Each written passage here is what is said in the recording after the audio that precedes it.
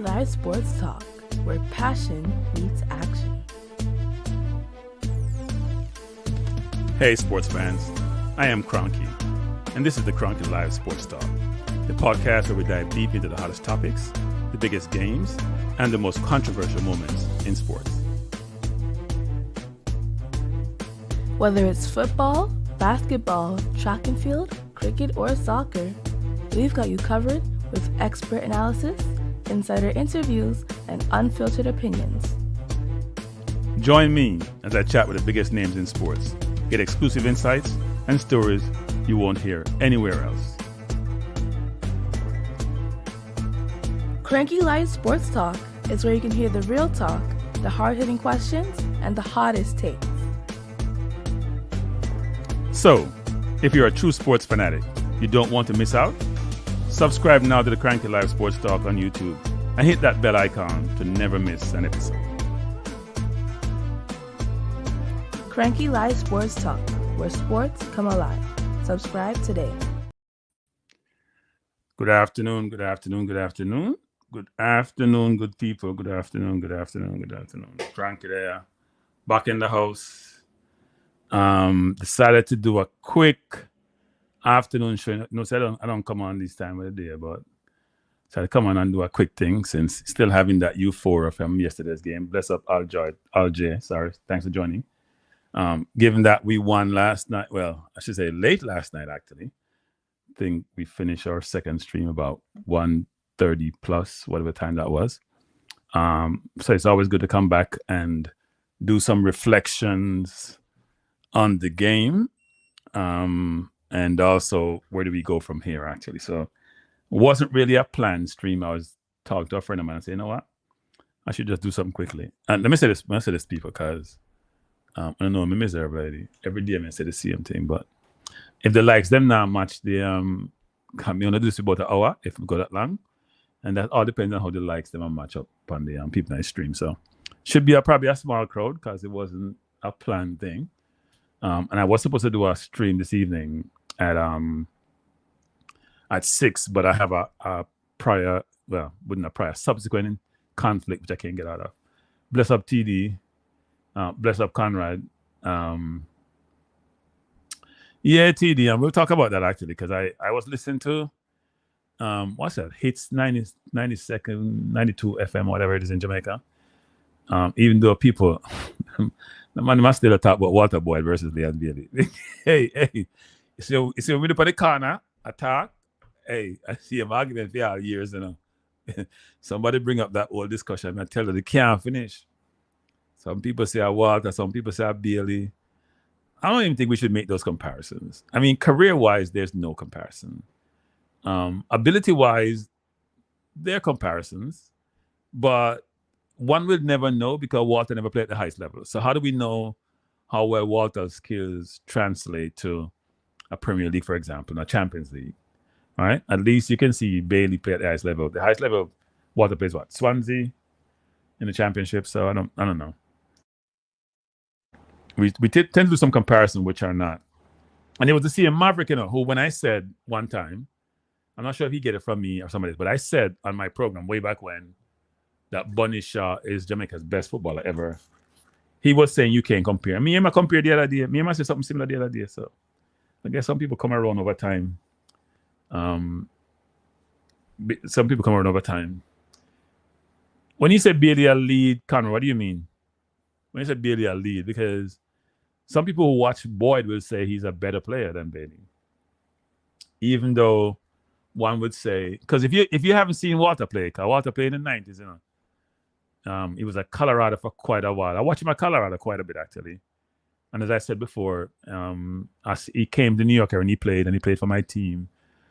I think he played one or two games for us. But no, he's a brilliant footballer. So Kranky about 2 weeks on both stations, they were discussing that, barely heard anything about the game. I know, it was funny today. I was listening to them, you know. I was like, I thought everybody, you're right about that, Stefan. I thought the whole discussion would be about last night game. And here's what I was pleased about last night game about. And it's going to sound a little bit strange coming from me, actually, but I was extremely... The biggest surprise to me last night wasn't Magee. I do rate Magee. I think the kid have a lot of skill, but I think you also need to learn to play defense. Romario Williams was my biggest surprise last night because I went to watch Romario play. I think it was against Guatemala at Giant Stadium in New York, or New Jersey, I should say. And I was not impressed. And I saw him play before. I think when we played, was it Haiti? When I was team, he played well, he scored. I think it was Haiti. And I wasn't impressed with his game against Guatemala. And that's why you should have a big sample size to judge people. And he started off a little bit iffy last night, but I think he got into the game as the game progressed. Right? Nah, I think Bunny is the most gifted Jamaica footballer ever. Hey, people, Bunny dominating at the highest level, Bunny is a Ballon d'Or nominee. No Jamaicans ever come close to being a Ballon d'Or nominee. None. Whether they play for Jamaica or not, I can't recall any of them coming Ballon d'Or nominee. I could be wrong on that. But I don't remember any Jamaican becoming Ballon d'Or nominee. So how can we say she's not the best? She can go by players. She can shoot left, right foot. She's dominant. She's a dominant player at the highest level. She scored against Barcelona. People, I know people say, well, Bailey scored against Bayern Munich. But Bayern Munich at that point, to me, wasn't necessarily the best team in the world. Barcelona has been judged to be the best women's team in the world for a while. Now, it's a difficult comparison because the men's game is way ahead of the women's game. No, but Bunny went through the system, right? Jamaica to US to France, whatever it is. So she went through all the steps. And she's shown at every step that she's dominant. She's not only just good, she's dominant. The difference between Bailey's a good footballer in England. He's not a dominant footballer in England, right? Walter Boy dominated Jamaica, but when he went overseas, he was good at Colorado. He didn't go to England dominate. And frankly, I'm not even. So at the end of the day, but Walter has his.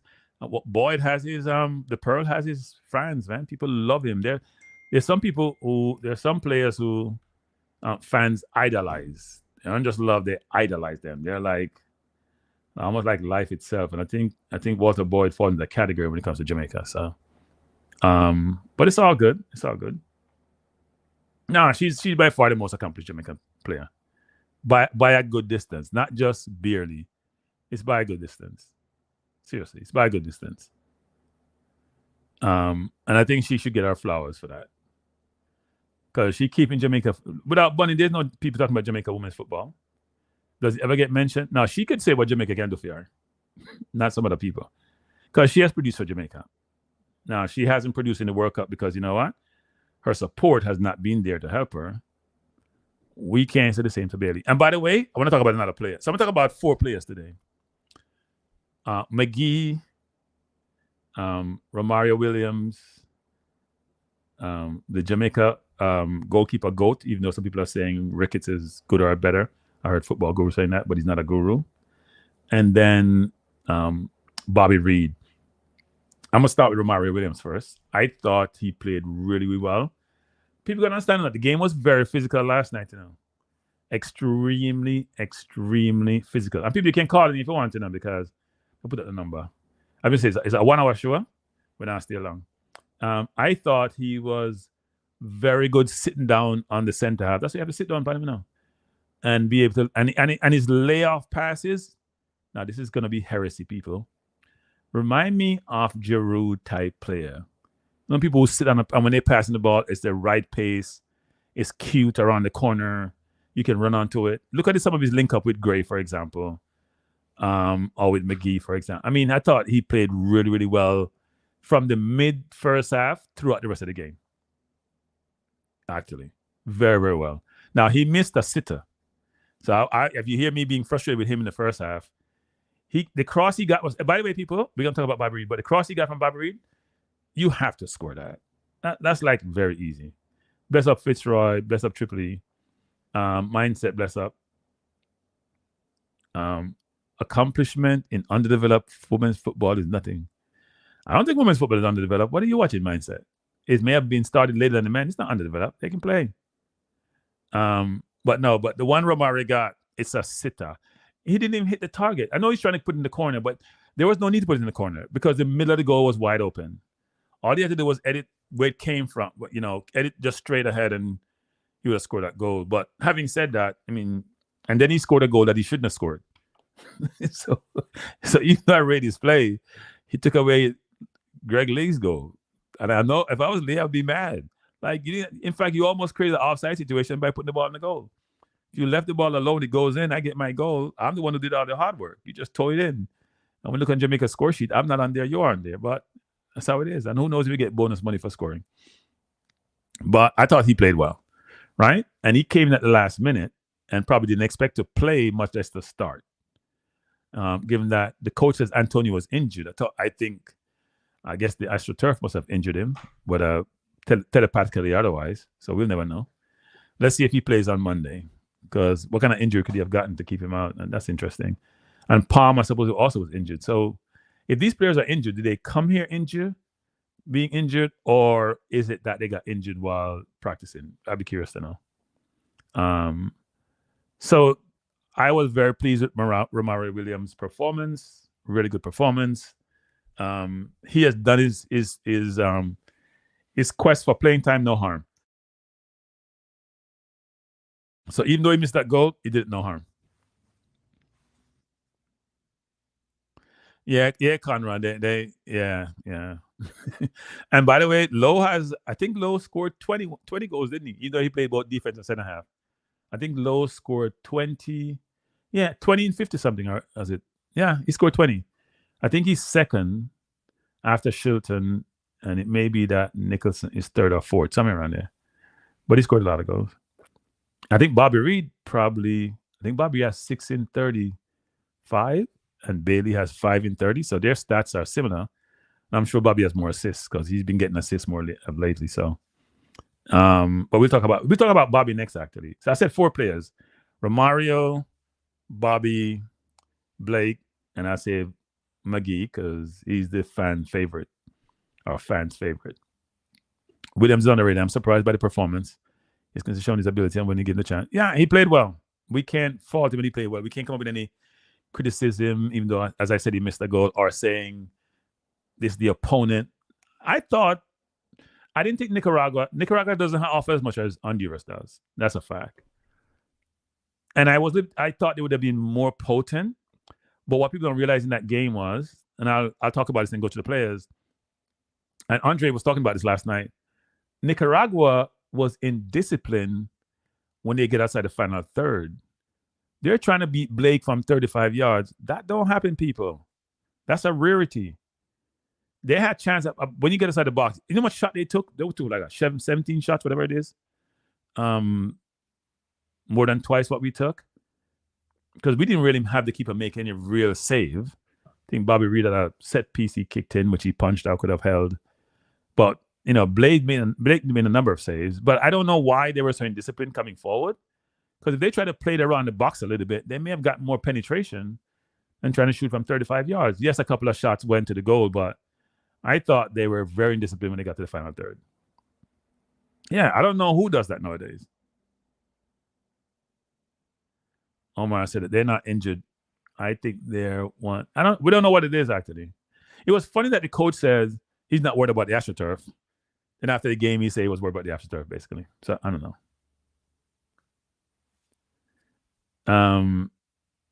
No, Conrad, we got to call it like we see it. Yes, there's levels, but Nicaragua is in that middle level between, say, a Honduras and, say, a Trinidad, for example. That's the way I view it. Right? It's a decent team. They're better than Cuba to me. Right? I know they drew with Cuba and they beat French Guiana, but I think they're better than Cuba. So Cuba didn't offer anything. People, here's what we're missing, actually, about this. Now, it wasn't all our first-team players. But frankly, we could have easily lost the Honduras game and Nicaragua game. We didn't play better than those two teams, I know we have the euphoria about winning and we're happy and we're ecstatic and all that. And we should be. But I don't think we played better than Nicaragua. I played better than Honduras. I think Honduras was more threatening and more potent. And Nicaragua just shoot themselves in the foot. But we shouldn't walk away thinking we just dominated these teams because possession-wise, shot-wise, opportunity-wise, yes, we got more big chances than Nicaragua, right? We had 2 big chances. But I wouldn't say we dominated them. Yeah, no, I agree. And that's the point I want to make, actually, which is we're getting carried away with some of this, but we need to play better. But I would say is the coach does want to play football, though, which is good. He does want to play. People, 24 likes and 79 people watching. This is amazing, actually. I wonder if something wrong with the like button. You know what? I need to contact. Let me contact YouTube, people. Contact YouTube. See if something wrong with the like button. Something's wrong with it. Let me see. You call YouTube. Let me call that number. See if I YouTube. Me every ring. Well, you. No. I know YouTube that. I never on that. Well, YouTube number there. YouTube number there. Never find YouTube people because something wrong with the like button. Something wrong with the like button. I think they stopped it. So let me see if we can call. Call me a call for you now. I try to find the like button. And you know what? Let me check it. Let me go up on WhatsApp. Let me go up on YouTube and see if the like button will work. Something wrong. Let me press it. No, I'm going to change. Because I go down to 31. Because I hit it before and I go to 32. So I hit it again, 32. No, the like button will work. There's something wrong with me. Because I talk and people not the like button. I know you button something wrong with it. Me something wrong with. If we just enjoy the rest of my day, I'll waste time. Because you know my button so people can't watch me short. Chris, bless up. Yeah, that's part of my concern actually. That's part of my concern, which is, are we playing down to the level of opponent, or is this our level? Because we were all over the place yesterday to me in terms of how we were playing. There were period moments in the game, because nowadays coaches like to use this concept of moments, where we looked decent, where we were attacking decent, and then it just fizzled out. Are there parts of the game where people don't realize they got behind our defense a few times yesterday? We can't play the Canadas and the US and the Panamas and the Costa Rica like how we've been playing. We can't. I know we think we can, but we can't. They were getting behind Pinnock and Lowe yesterday a few times. And if their left winger was more tricky, Taven Gray wouldn't have such a decent game that he did. All right? So we have to do better. But having said that, we won. Bless Tuffy Rudy, bless CC. So I think that's a challenge for us, actually, which is, how do you take the win with a grain of salt? You take the win to say, you know what? We must be doing something right to be winning these games. Kranky, we made 5 changes to the 11 that played the last game. Playing away on object, it wasn't going to be pretty. Yeah, but okay, so no, but here's what's funny about this, Flavor Max. Here's what's funny about this. All the players who came in, apart from maybe K. Roy, played well. So we look at it. Tajon played well. Magee played well. Romario played well. He said 5 changes. What have we had there? I think it's 5. It's probably 4 changes. No, those are the normal change. I mean, the other people are regular starters. Greg Lee starts when Omari's not here. Gray starts. Latty starts. Who else? Bobby always starts. So now most of the, Lowe starts. I wouldn't call it 5 changes. I probably call it more like 4 changes. But I think 3 of the 4 played well, and K-Roy got better in the second half. Yeah, no, I think so. Look, I think we also have a lot of players who need to come into the team too. And some players are going to drop out, frankly. No, Stefan, we don't agree now. We don't disagree now. I mean, Latin America is a hard place to go play football, right? Central America, because actually the US get on there sometimes to like El Salvador and place and get beat, right? So we should, and it's a hostile environment. The referee was atrocious. So yeah, maybe we should temper that a little bit. But I just want, look, we're keeping the ball better with about 46% possession against a team that has been beaten in a long time. And we won 2-0. But I think we're looking for, here's what we're looking for, Stefan and others. When we play the US, Canada, Mexico, Panama, Costa Rica, we expect to struggle. No matter who we bring in. They're good teams, especially the US, Mexico, and Canada. And Panama always give us trouble, but I think we've been better against Panama of late. But we expect to beat, we expect to struggle a little bit with Honduras. In fact, we've struggled with them the last 4 or 5 times. Even though I think we've beaten them 6 in a row. But we don't expect to struggle with Nicaragua and El Salvador, even though they're the next team down the ladder. We don't.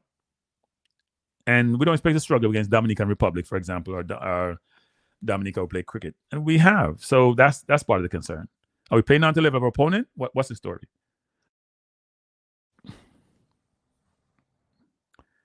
Well, Born says we see things fall. Kranky, we see things fall into place. 2026 more and more a reality. I think it's always been a reality, actually. And let me say this to people, because you hear me teasing Andre about this, because Trinidad is in dire strait. Jamaica is in a good position, actually. And you know we're in a good position? Because you know we're miserable. As a people, we're miserable. Bad, bad, bad. When players are cuss. When cuss in JFF. Because money a roll. Hey, money serve nothing, Money, we are win games, and the more you win games, the more money you get, If you win your game, then go to the next round, more money in that pot, We get out of the red, we pay down the debt, players get their money, their match fees, or whatever bonus supposed to get. Life is good. Life is good in Jamaica football. Right? What we're saying though is that given the pedigree of our players, because I looked at the Nicaraguan market value of their players, and I look at the market value of Jamaica players, and I think Pinocchio market value is 10 million. I'm not sure Nicaragua starting level added up to 10 million. Right? Most of them play at home they play for a lot of similar teams, so I'm sure that they're much more integrated, and also they're probably more cohesive as a team because they're playing in the same environment. They probably train together more. But we just have better players. At least on paper we do, anyway. But sometimes it doesn't manifest itself that way. But the AstroTurf was tough to play on. The referee was awful. And by the way, people, they didn't have 20,000. I think Dwight said it was 20,000 last night. They had over 16,000, maybe closer to 17,000 in the stadium. And you could sense the crowd had an impact until we scored. And then you could sense that things were not the same after that. And it got really worse when we got 2. So you can take the crowd out of the game. Well, you sometimes can take the crowd out of the game in Jamaica, because in Jamaica they take themselves out of the game because they don't go to the game sometimes. But the last 2 games, the crowd has gone to. So let's hope it's a momentum shift or a change. I'm not sure if 876 or the JFF are just people just realizing that we're playing football. That's having that shift in Jamaica. But let's hope that shift is a permanent shift, and we can use Nicaragua as an example, because I think their stadium, it looks like it's a small stadium, because only the cameras were only showing one side of the field, but that side was packed. Right? That stadium was packed, even though the stadium is concerned really bad. Look a little bit hungry, actually. Man, look on the wall, the man think look hungry. And if you paint on the wall, then. But having said that, I think the environment can be intimidating, and I think the team did a really good job. So let's go to Bobby Reid. So Bobby Reid, to me, played really well. Bobby Reid what he had in this game? 2 assists. If you'd say the home goal is from him, then the header, I call it a pre-assist, but it's really assist. Romario should have scored that. So in essence, and he had assists in the previous game for the penalty for that pass that he got from Dixon that he gave to Antonio. So Bobby's producing. And frankly, nobody works harder than Bobby. He runs 24/7, which is something Magee has to probably incorporate in his game, because he looked bust after 70 minutes, which I can understand. When you play the ball a lot, you can get tired, but he has to get fitter. No, I don't know if they paid him enough, but I haven't heard anything. And sometimes when you don't hear anything, well, if you want to know if people get paid, there's one in Jamaica play them, because they're not free if you said not get paid. All right? I said not get paid. What are you saying? You're saying Magee, Trayvon, William, Anderson. Yeah, it's 4. It's 4. But it's 4. That's what I said. It's 4. It's 4. And 2 of them were 3 of them are locally developed players, which is a good thing. And I was pleased about that also. I'm going to touch on that. So let's go to Bobby. I think Bobby gets a lot of grief sometimes, because people are like, what does Bobby do? But Bobby is the engine of the team. Bobby is the team in a sense. Bobby plays like it's his last game. First of all, Bobby's here every window, never injured, never calling in sick, never saying his toe hurts or whatever it is. But I don't think Bobby gets appreciated enough, frankly. Bobby's here, rain, night, or day. Bobby turns up. That's a asset. That's a plus. When a player is not injury prone, and when the player always turns up for these international duties in some faraway land sometimes, I think they should be given credit for being committed, as the coach always talks about. A lot of people always talk about. You can't question his commitment, right? 24/7, he's here putting a shift. And even if his offense is not working, his defense is working. And frankly, of late, his offense is working because he's the one contributing the assists and looking dangerous in the final third. And he's playing a sort of rotating role, whether he's wide right or in the middle, playing beside the other two midfielders. So I think Bobby had a very good game. And Bobby deserved his flowers quite a bit, actually. So now we get to Blake. I won't spend a lot of time on Blake, actually, because I think Blake had the highest score, I think about 8.2. But the thing about Blake is that he doesn't really have bad games, you know. Somebody was telling me that, I think it was Football Guru saying, yeah, he's had a number of bad games. I don't remember when last has Blake had a bad game. So I'm thinking through, I can't remember last he had a bad game. Like, he's making ridiculous save. Like that overhead kick last night when he went up, when he made a stop, they could have pushed it wider. So he could be critical of that. But you know what? We're not there to figure out how he stopped it. But he stopped the first shot. Then he came back to the middle like he's, what's that kid from Arsenal name again? Raya. He got back in the middle of the goal to make that save. And that's a really good overhead kick. And he made that save again. So I don't think Blake because sometimes you're a goalkeeper. If Blake was an outfield player, like people think about this. People are so focused on Bailey. They're not that way around Blake, right? I think there are two reasons for that. One is he doesn't get the flowers. Well, there may be three. One, he doesn't get the flowers he deserves. Two is he's not playing in Europe at the highest level, right? And three, he's a goalkeeper. And goalkeeper don't get that same flowers. But I think and also four, maybe bad. He has a good capable backup because I think Jamal Wade is pretty good. I don't think he's as good as Blake is, but I think he's better with his feet, actually. So it compensates a little bit. Even though I see Blake beating the man last night, cutting a man and making a pass. So he's getting more confident with his feet, actually. Yeah. I don't think the captain's going to change, but when Lowe and Blake are not there, Bobby's normally the captain, right? But no, Blake deserves the captaincy, even though you prefer to have an outfield player as a captain, but captain doesn't do a ton in football. No. Captain can rally the team. I think they have enough leadership on the team to do that. He said almost every game Blake has at least two big saves. Yeah, which says something about our defense, frankly, because we see our opponents our defenses, but part of that whole challenge is if he's making all that save, that means the ball are getting to him from deep. So I don't know what Dean Fraser. I think you misspelled a word there. Just take out the no. Take out the no. But no, I think Blake has been. So I talked about Romario Williams. I thought was very good last night. I talked about Bobby, who was very good last night. Close to being excellent to me, actually. Talk about Andre Blake, who's always good. Always good.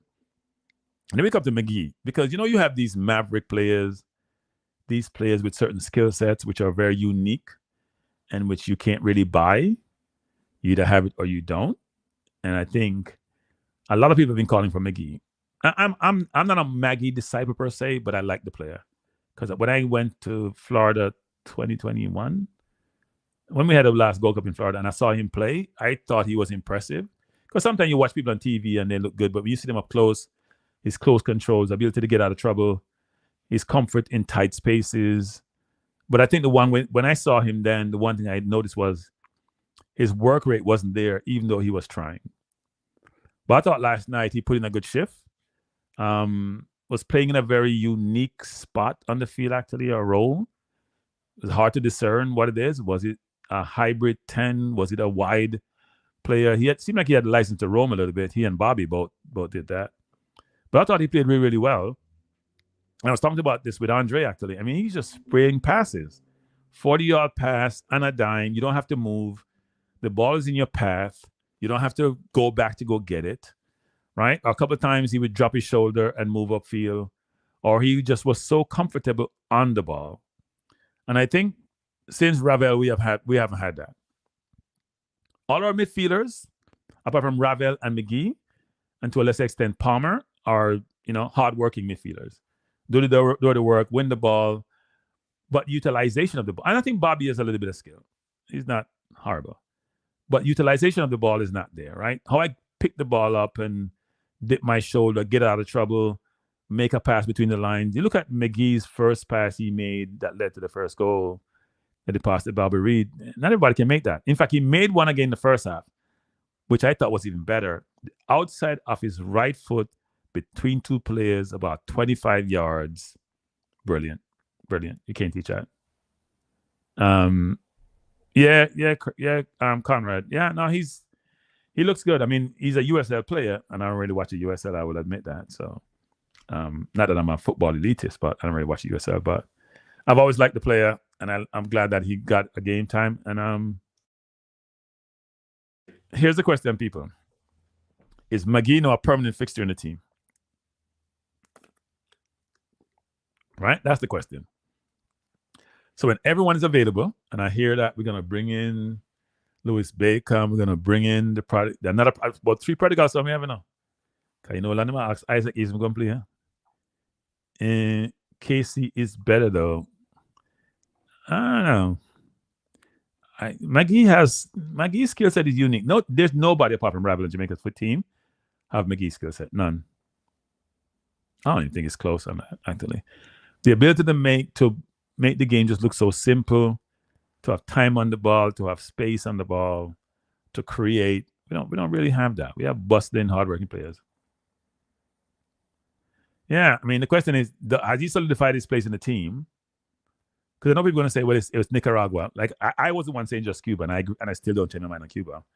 Honduras is a different kettle of fish. I wonder who will pick for that Honduras 11. And we spent some time Sunday night and Monday going through a projected team for the game against Honduras on Monday. It should be interesting. Yeah, we have 1-on-1 prodigal son. No, sir. It was one, but if you're out in the wilderness and you come back, yeah, prodigal son. Yeah, if you're out in the wilderness and you come back, a prodigal son. So we have enough kids. You have enough thing. The first game in a long time, Magee, good game. Just keep your feet. Here's another thing to people, which is really interesting about how we evaluate talent, right? So you could be playing football all your life and playing brilliant football. And you play one game for the national team, you play bad, and then dash you away. Just like, you know what? You're not good. But you've been playing all this time, you know. And if you play one game, you're the best thing, and you play well, you're the best thing since sliced bread. Right? That's how we are as fans, actually. And I was listening to Talk Sports the other day, was it yesterday, after they got beaten by Greece, and it was brutal. So when people want to give the Jamaica fans a difficult time about how critical they are, it's global. We're like that. Fans are like that with their players, are the products on the field, which is they'll praise them when they do well, and they'll sometimes berate them or criticize them when they don't do as well. So Stefan said, my concern is about Gray. Yeah, I don't know what's happening, actually. He came in and he was lighting up the place, and he just really cooled off, actually. Really, really cooled off, like really bad. He hasn't scored, about 8 games now? He hasn't scored no 8. I don't think he's an assist either. It's not like he just not score. He's not creating. He's not looking terrible playing. He's just not effective, actually. Not effective. I think he needs to work harder, too. I don't think he works hard enough. And he sulks a lot on the field. If he doesn't get the ball where he's supposed to get... And I saw him at the ball yesterday now. I think it was in the first half, if I'm not mistaken. Now it's the second half, actually. Bobby's going forward. He got the ball. All he had to do was play the ball forward. And Bobby would be in and go. If you go back and look at that play. And he hesitated. And in football, sometimes at a certain level, you can't be hesitating. And at his level and where he has played and what he has done in the game, he's got to let that ball go. Those things change games. So and what he does really well as a forward, actually, the white player, he's always aware of where he is and looking up to make the pass. So maybe he's pressing. I don't know. Gray plays better when Bailey's in the team because Bailey takes most of the double team. Oh, Lord have mercy. Really? So we you know, let me leave it alone. We always make an excuse for certain people. And I'm an excuse for Gray, and I'm an excuse for Bailey. Bailey has not a good game for Jamaica. I can't remember. A really good game. Bailey has not a game yet. Okay, has Bailey ever had a game like Magee had yesterday? I'm gonna ask you guys that.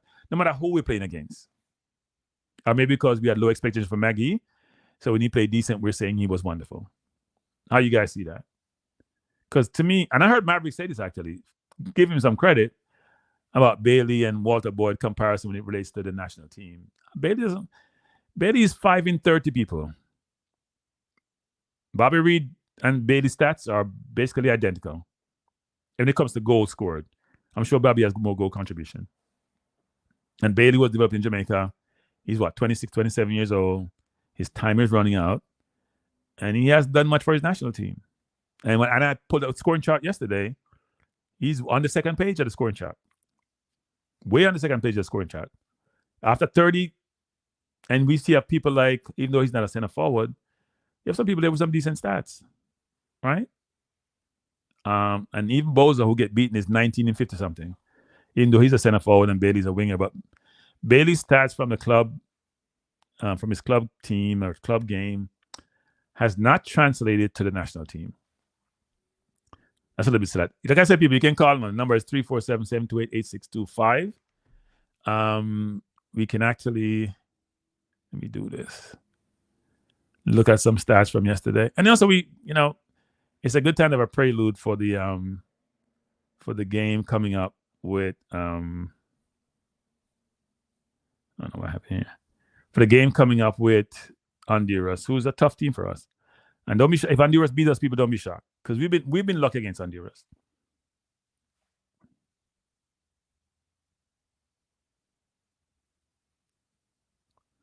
So Magee didn't play the 10. I don't think Magee's role. I think Anthony, we have to understand this. We have no idea what Magee was asked to play, right? Because you see Magee and Bobby Reid almost like interchanging all over the place. Gray was playing the left, Romario was playing the right, in the middle. There wasn't a definitive as to who was playing the right. Was that Bobby or was that Magee? Was Magee really playing the 10? I don't know where Magee was actually playing. It wasn't clear to me. I thought he was a 10. I thought it was a no-brainer. That's what the coach seemed to infer when he brought him to the team. But I don't think that was that clear, actually. So for us to say, not afraid of middle, I think Magee loves the middle. I think you're not doing the kid justice when you say that. I think he loves the middle. He's not a wing player.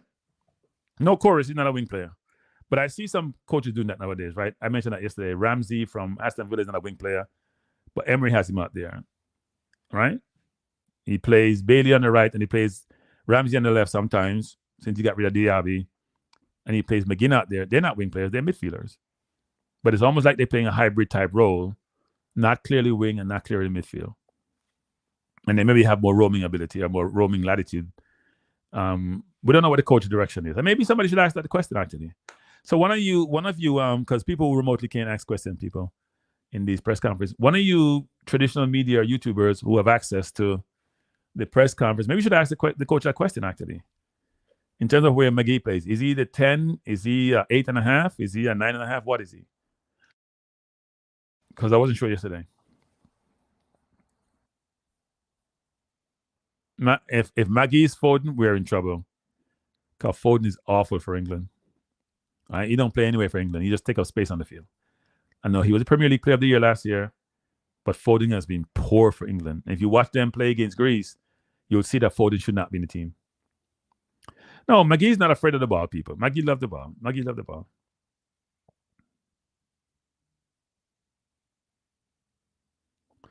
So I'm saying Honduras need to win to go through. Nicaragua will go through with a win and Honduras draw. Yeah, it's an interesting game.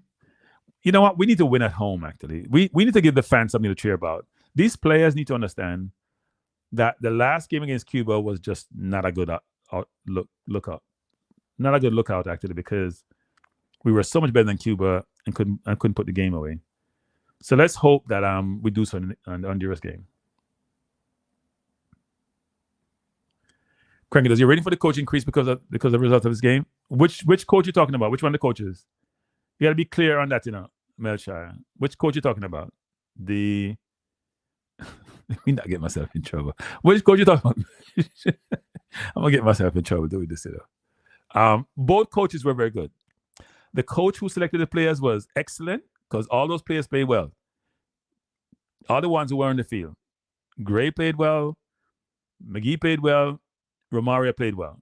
So all the new players that were not part of the team before, local developed players who came in the team played well. See, people. Hey, Conrad, you come like England coach, you're drunk. You're drunk. People, we can't have a midfield of Magee, Casey, and Ravel. People don't do that. You know what happened with against Greece and England? They had a midfield. They had a team of Saka, Palmer, Foden, Bellingham, Gordon. I will play defense. Hey, coach. Now listen to them, man. It's not coach. We will play defense. England on the defense yesterday. They were like Swiss cheese. Greece just cutting through them. And then they have Declan Rice in the midfield by himself, run around like he made cut off. Declan has been playing that great. No. We're not doing that. We don't want we want all three players to be in the team, in the squad, but not on the field at the same time. In fact, we probably just have one of them. I would still say this. Casey does put his foot in to tackle once in a while, but he's not the best midfield destroyer. No, you can't play all three of them. Lord, we'd be losing our mind. Yeah, when we have the ball, we may look good. When we don't have the ball, we would struggle. And they say, I would like to see Magee take up the ball from around the center circle. It's mostly on the left. Yeah, we don't know what the instructions were, people. We have to be very careful with this. Look, to me, Magee just played well, period. I don't care where he was on the field. You go look when Magee get the ball. How many players we have? Magee was looking like Van Dijk yesterday, shooting 40-yard pass. You didn't see Cephas coming and try one of them pass there? Who Cephas passed it to? The first man. There were two players before he got to Gray, and Cephas passed to the first man that tried 40-yard pass. When Magee put him left foot in the ball just go sit down, almost like he's on a chevron, just sit down wherever the person wanted. In fact, when Magee passed the ball, if you're going forward, the ball hit you in stride. You ain't going to struggle to get the ball. I think he made one to Gray where Gray controlled and the guy stepped on Gray instep and didn't get the call. By the referee was awful. No, but Magee played well. Magee should get his flowers. I'm sure he's going to appreciate the support. I also was very pleased when I heard Holgate says that he was very pleased with the support that he has gotten today and got before he came and the encouragement he got to join. So, and as you can see, you see the Holgate yesterday, people. You can get two full, you can play 20 minutes, You get two full already because it's another Dave, low, And put it on fire, man. Hopefully I get no record and put it on fire. So, but I think he can also try in the 6th role. I'll be curious to know who you think is better in the 6, Holgate or Latty. We don't have enough evidence playing for Jamaica, but from what you've seen so far, because Latty wasn't really a 6 before. People, 75 likes, 210 people.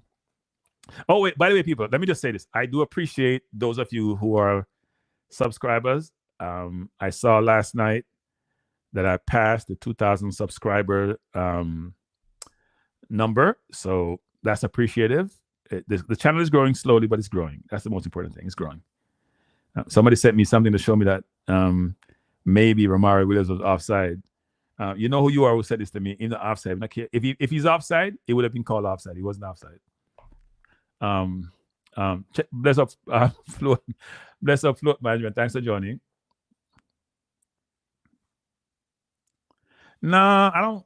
I disagree. Hey, people, let me just say this to you, because I think he'd be better with Bailey and Greenwood. So when Bailey and Greenwood come, somebody else up on the bench. Bailey, Greenwood, and Gray, only 2 can play out of 3. All 3 of them not playing. And the coach can't go turn foo-foo like Al Gibson and go playing on too far up front. We don't do that. Because you need some guile on the ball. If I was the coach, unless Ravel comes in, I'm playing Antonio, Bailey on the right. Well, I don't know, maybe Bailey on the left, Bailey or Gray on the left, because Bailey always injured and not turn up. So Bailey or Gray on the left and Mason on the right and Magee in the hole, unless there is Magee or Palmer in the hole. You know what, people? You know the thing is, we're gonna have options. We're gonna have options, people.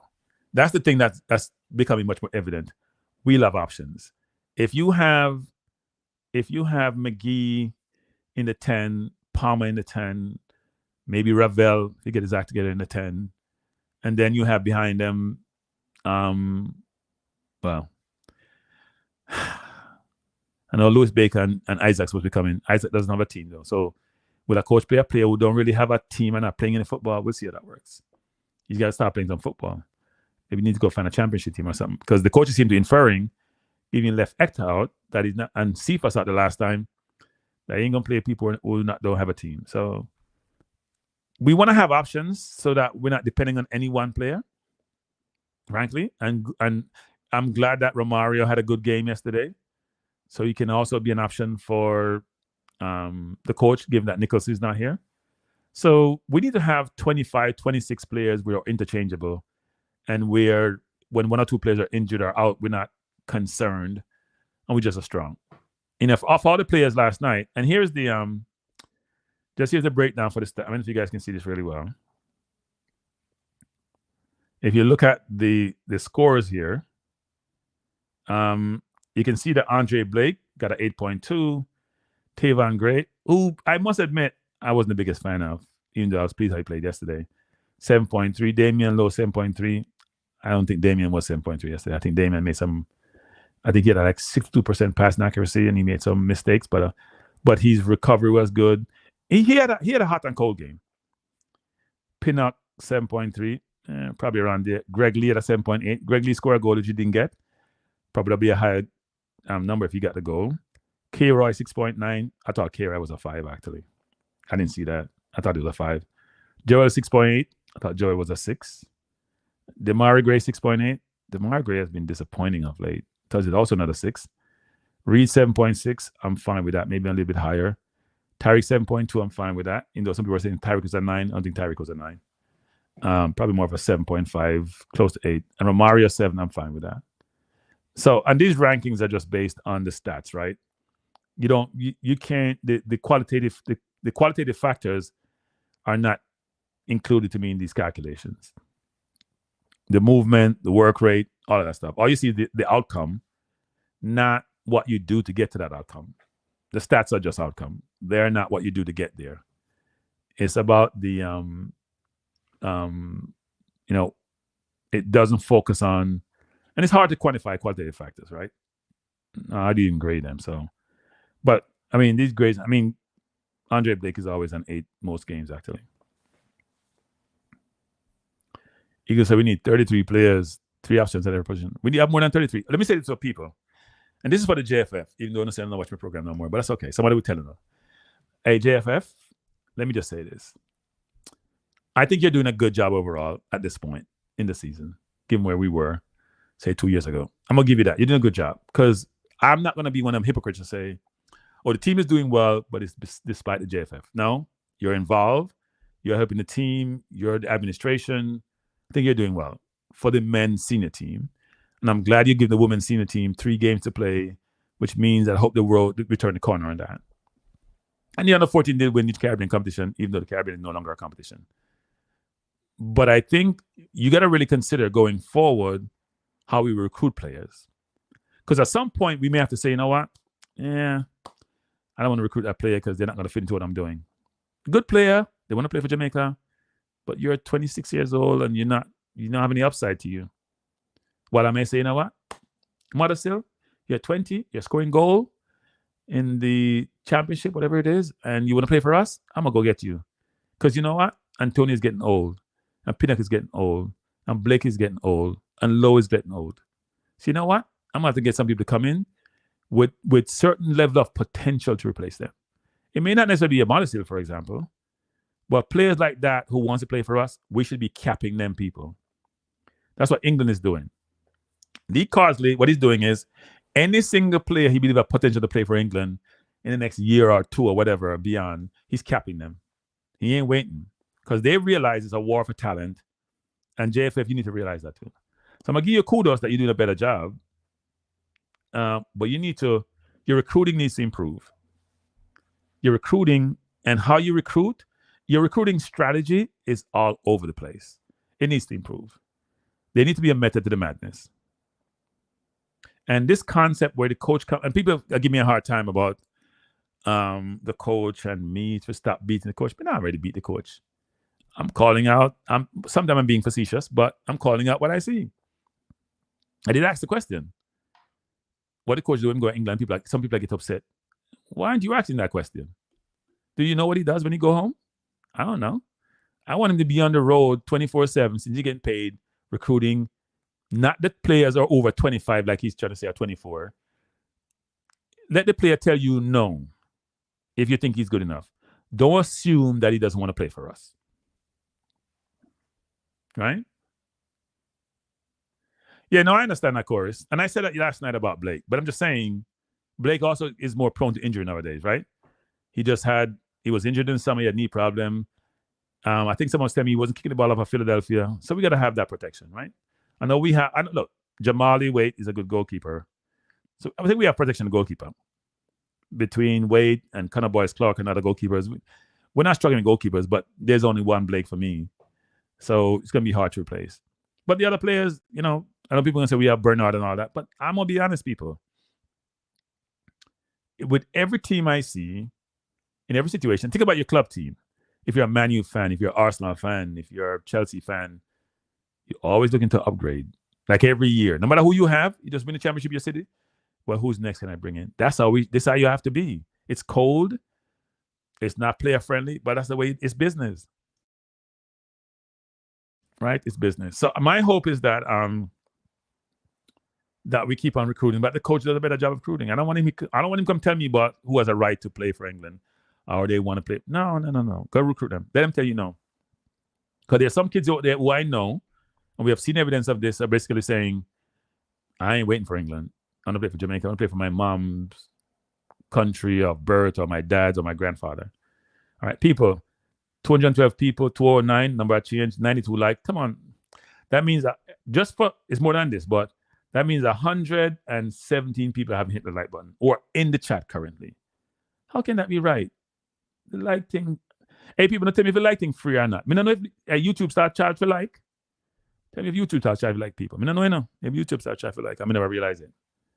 I know Jamaican mize upon them because most people in the chat are Jamaican and mize upon them thing, and I like give up nothing.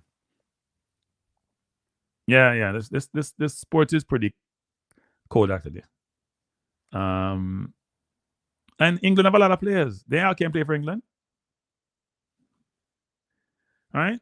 They all can't play. People don't seem to realize that now. The kids realize that, which is, you know what? Okay, I'm a right winger. If you're Hutchinson, I'm not sure why Hutchinson made the decision he did. He probably should just wait.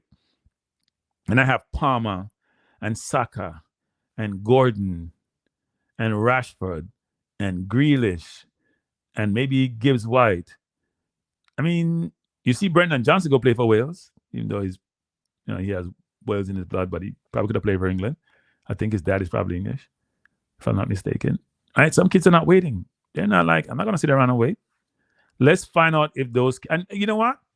What I don't think we're doing, because I know one of these kids I heard said, we haven't even approached them people.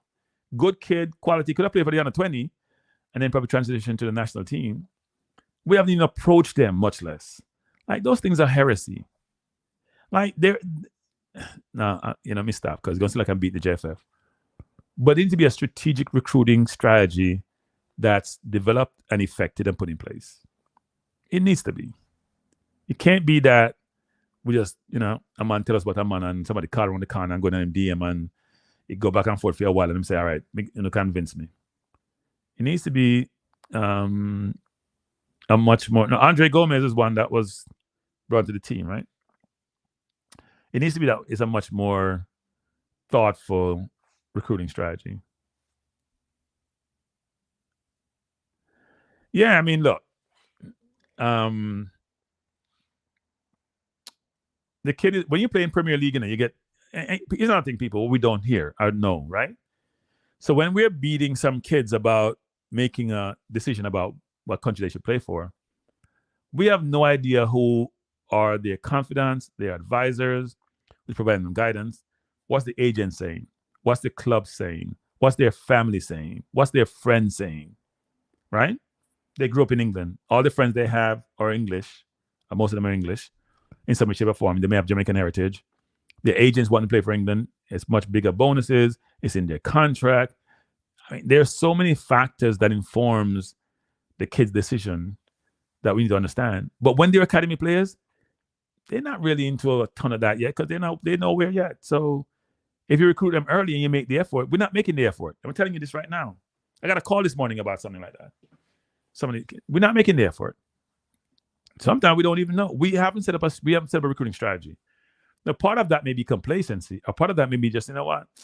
We have enough talent in Jamaica to groom and develop to get there, right? And we can't say we don't have enough talent in Jamaica because Romario and Magee and Gray played yesterday. And even though it's Nicaragua, they did okay. So maybe there's some talent there. Just got to find a way to nurture the talent. Kranky, could you please find out if really the JFF really have a recruiting team and what are the agent? They ain't getting a recruiting team. Triple E, as far as I know, they have a recruiting team. They supposedly had an agent in England a long time ago supposed to do recruiting, and he's not good at what he does. I think a lot of the recruiting you see being done is some of the players in the team or people like Devon who will pursue you like you've been investigated. Hey, Devon pushes targets that have been investigated. Devon is on the mic, White and Rice, talking to the player, his parents, his advisor, his agent. Devon tries everything. But the JFF said Devon doesn't have, I don't know what they said. They're not giving Devon his credit. Let's put it that way. It's not Devon alone. There are other people.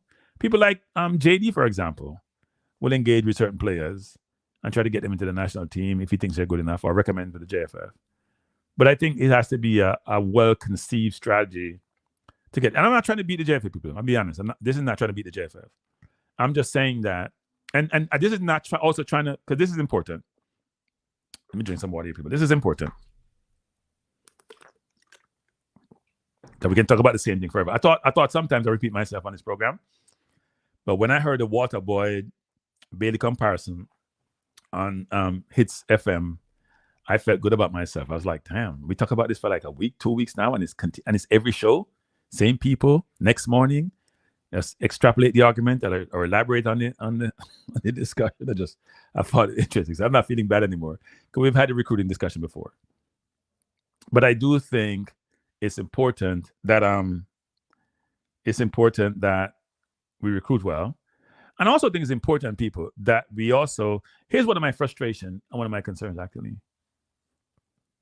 If we have a Magee, a Lowe, a Blake, a Nicholson, to a less extent a Bailey, who was developed in Jamaica, but they're locally born and bred.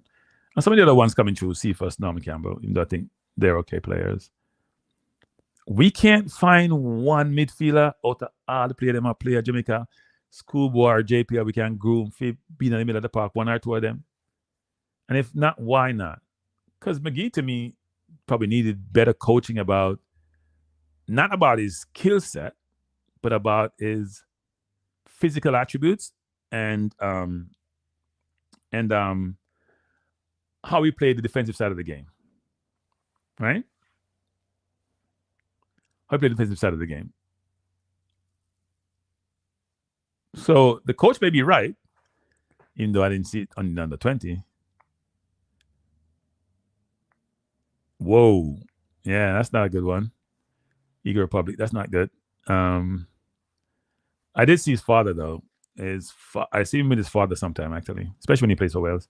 I'm sure his father is in the stands. So he was probably a potential player who could play the Jamaica, but he's playing for Wales. It's interesting. I think he was at one point, Conrad. I think he took him after he went to Europe, I think. But I think he probably said I had to get him from he was a baby so I could mold him my way. I think that's probably what it is because, yes, he was coaching at one point and he had a lot of... that died down, didn't it? So he talked about that for a little bit. I don't know what's wrong with my eye, actually. He talked about that sometime and he was there showing pictures with him and videos, but then he went away. Yeah, no, Jason, we don't disagree that it's coaching, Jason. But the question that arises is, there got to be some kids that have raw talent, and you see the talent, you just, you know what? I can mold this kid. And let me just say some people, which is very important. Okay, I've been saying this, that Andre has an academy, right? He's down in Saudi, has an academy, coach a lot of kids, a lot of them play in college, actually. His two sons are professional players, so he's done a good job there. And they both play for Trinidad. But Andre was walking me through his, like he has on his website, he has his values, for example, his principles. And you know, they say nothing about football, really. His focus is on how do I develop the wholesome person to be a productive member of society. So when he's coaching these kids, he's as much focused on the individual as he is on their footballing ability, which then means you develop a well-rounded person, and it will aid them on the football field. It will aid them because they're going to be able to think deductively, think rationally, make very good decisions, right? And if your life at home is good and you're a good person, then something translates to your field of play. So when I was talking to him about this and he showed me what he does, it was interesting that he's very focused on the holistic person and developing that person, and hope that person materializes into a really good athlete and a player who comes to him, obviously. And I think that's important for footballers. I think, for example, that's what some of the things that some of the kids in Jamaica who are very good footballers lack, frankly. And I've been around some of them. When I used to be involved in football here in Brooklyn, a lot of kids would come up, not kids, but guys who finish Manning Cup or play pro in Jamaica, they come up. People like English, for example, they'd come up and they would play here, right? They'd play here in Brooklyn and play for the Jamaica team that's here. We used to have a competition which was really good amongst all, they call it the Caribbean Cup. But some of the players actually, just discipline-wise, it just wasn't there. Discipline was awful. Or I would say to somebody from Red Bulls, and I've said this before, which is, I have this player, he's very, very good. And they're like, is he Jamaican? And you're like, yeah. And like, nope, don't want to see him. Can't deal with the attitude, can't deal with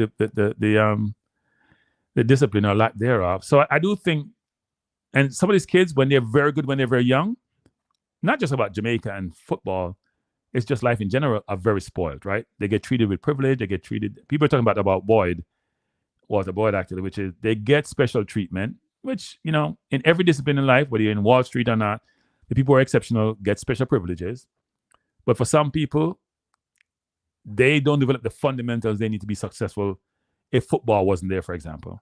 And that hurt them later on in life or even during their playing career.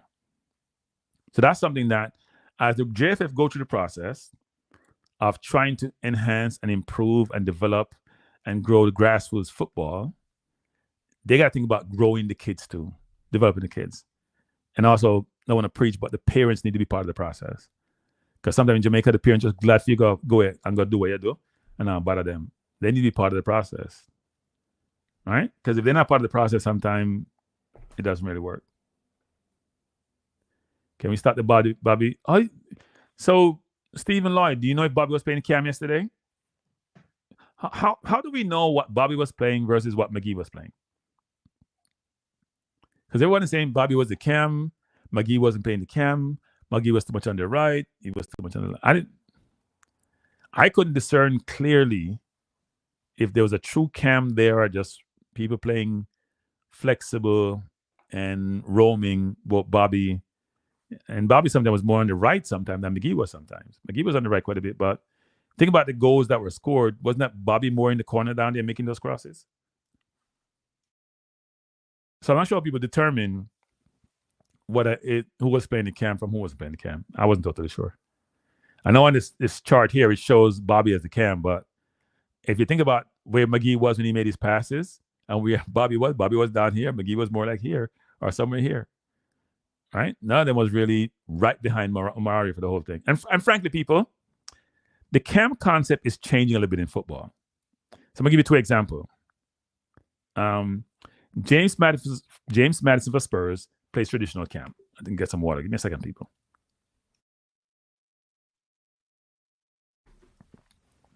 James Madison for Spurs play a traditional Cam. Odegaard for Arsenal does not. In fact, let me say this, Jamaican term. Odegaard catch up in that right corner beside Saka, and he might play until Ben White come into the play. That's what them do. They may bring Havertz in the play. If you watch Arsenal play, Odegaard plays on the right, and he's not even a 4-3-3. He's supposed to be the Cam, but they created that hybrid construct where the 8 is much more up and down, and he plays more in almost like in a hole, catch up beside Saka and then beside beside Havertz sometimes. He's not playing a traditional Cam where he's roaming across the entirety of the forward line of all three players up front. Right? So in essence, the historical way in terms of how football was played, what formations look like, how people play, what system of play they have, it's changing. The Peps of the world are evolving the sport, and it's almost like they're going back to the Dutch football of the 70s, which, the Dutch football was total football, where everybody has to be good on the ball, and then football changed back to traditional where, defense and midfield and forward. Football is changing. If you look at how Pep and Arteta are building their team, they have like 6, 7 center halves in their team, but who all can play right and left back? Most of them. Right? If you look at Arsenal team, Calafiori, Timber, Ben White, all can play center back, all can play across defense, can even play CDM because White has played CDM before. And same thing with City, with Akanji and all those players, with Kai Walker, they all can play different positions. So we need people in our team who are flexible. Or defenders, apart from Lati, probably aren't that flexible. And maybe Holgate. One might say Lowe is a CDM, but he's not a CDM. He went there a couple of times, did wonderful, not a CDM. Pinnock is just a center half, right? Amari Bell is just a center half. He can play a back to a back four, same as Greg Lee. Lambakisi is just a right back, even though I think he has the ability to even move further up. But at the end of the day, the point I'm trying to make is that football is changing, and we don't want to pigeonhole people. But I think Magee is just a 10. Maggie's not an 8. Maggie's not a 6. Maggie's just a 10. Wee Max, you wake up. I see Wee Max here someplace. Wee Max, you wake up. So what's the reason for that guy to mention Bobby's name and lost? I'm not sure I understand that. Should I call you Wee Max? We don't know your name nowadays, Why you have so much name? Bobby Diamond, Wee Max, Belgian, African, Curaçaoan, or what you want to call it, whatever Curacao is, Surinamese, so they call it. People from Suriname. I don't know, boy. You have enough name. I know you're working in Africa. Doesn't mean you have to become African. You can't work there, Me not American. Well, I say me not American because American says so, but me still thinks me a Jamaican. You not have to be African. You can't work in Africa. But it's from so much country. You know what I call you? International. You're doing Suriname next. Okay. Let's just call it international and done, right? I'll call it international. You just did Nigeria. Okay. Hey, people, you see that, people? It's when we must do Nigeria. In Nigeria, if him looks, he might get views and he might get likes. Hey, me go him seem to do a women's game in Nigeria and 100,000 views him get. I mean, struggle if you get 1 or 2,000 views and they'll not make up a face. And then me have some likes. Some people like this channel. I tell them, next week, I pivot a little bit because basketball start. My Knicks, I go up. So probably do, after the Jamaica play, I do less football and do more basketball. And we can get some more people like up. Bless up, Brian Burke. Thanks for joining.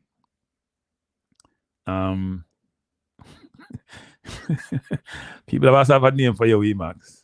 Weemax, but now he has more names than this. I mean, if you're going to be covering all those countries, then you should be afforded the name of being international or global.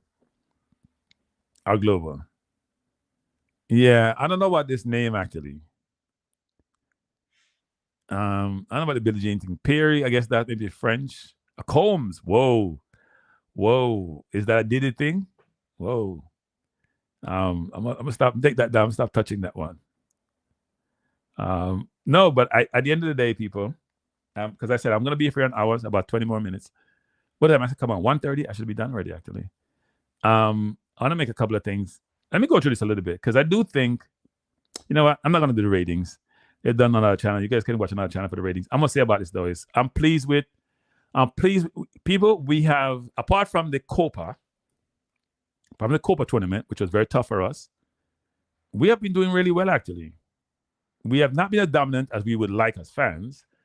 When you play that Dominican Republic and the cricket team Dominica, and we smash them, it does get concerning actually. But having said that, we're not, and we haven't necessarily dominated or outplayed some team. We did not play Honduras. I don't think we really outplayed Nicaragua, even though we didn't think they would score because they're trying to shoot from half line. And I don't know what their coach was telling them, but that was just an asinine way of operating. But we should be clear that I think we can be better and we can get better. And not just getting better players in. We can get better by leveraging the skill set we have, make sure we have the right combination on the field, and make sure they're playing up to their potential. Yeah, now I think it is. Now, in a whole gate come in, there are a couple more players we hear are coming in. Not a couple. I heard about 4 players. I think one Holgate is here, so there's 3 more in that mix, and that did include Louis Baker and Hayden and Hayden actually. So we also got to be careful with that, right? Because we don't want to displace. We got to make sure if a player is going to displace somebody, they have to be discernibly better. It doesn't mean they can't be part of that 50-man squad and give the coach options, but you can't just displace it because you're a new player and you have some label and I don't have that same resume that you do. The coach have to believe. We want coaches to have it because then that means they have options. And when somebody hacked up, you can say, you know what? Bye. Come on, people, hit the like button. 135 like, 200 people, please hit the like button. It's important. It's happy to see Howard Tracy since Magee came back. Yeah, no, I mean, Orwell having ball him now. Orwell is a big Walter Boyd fan.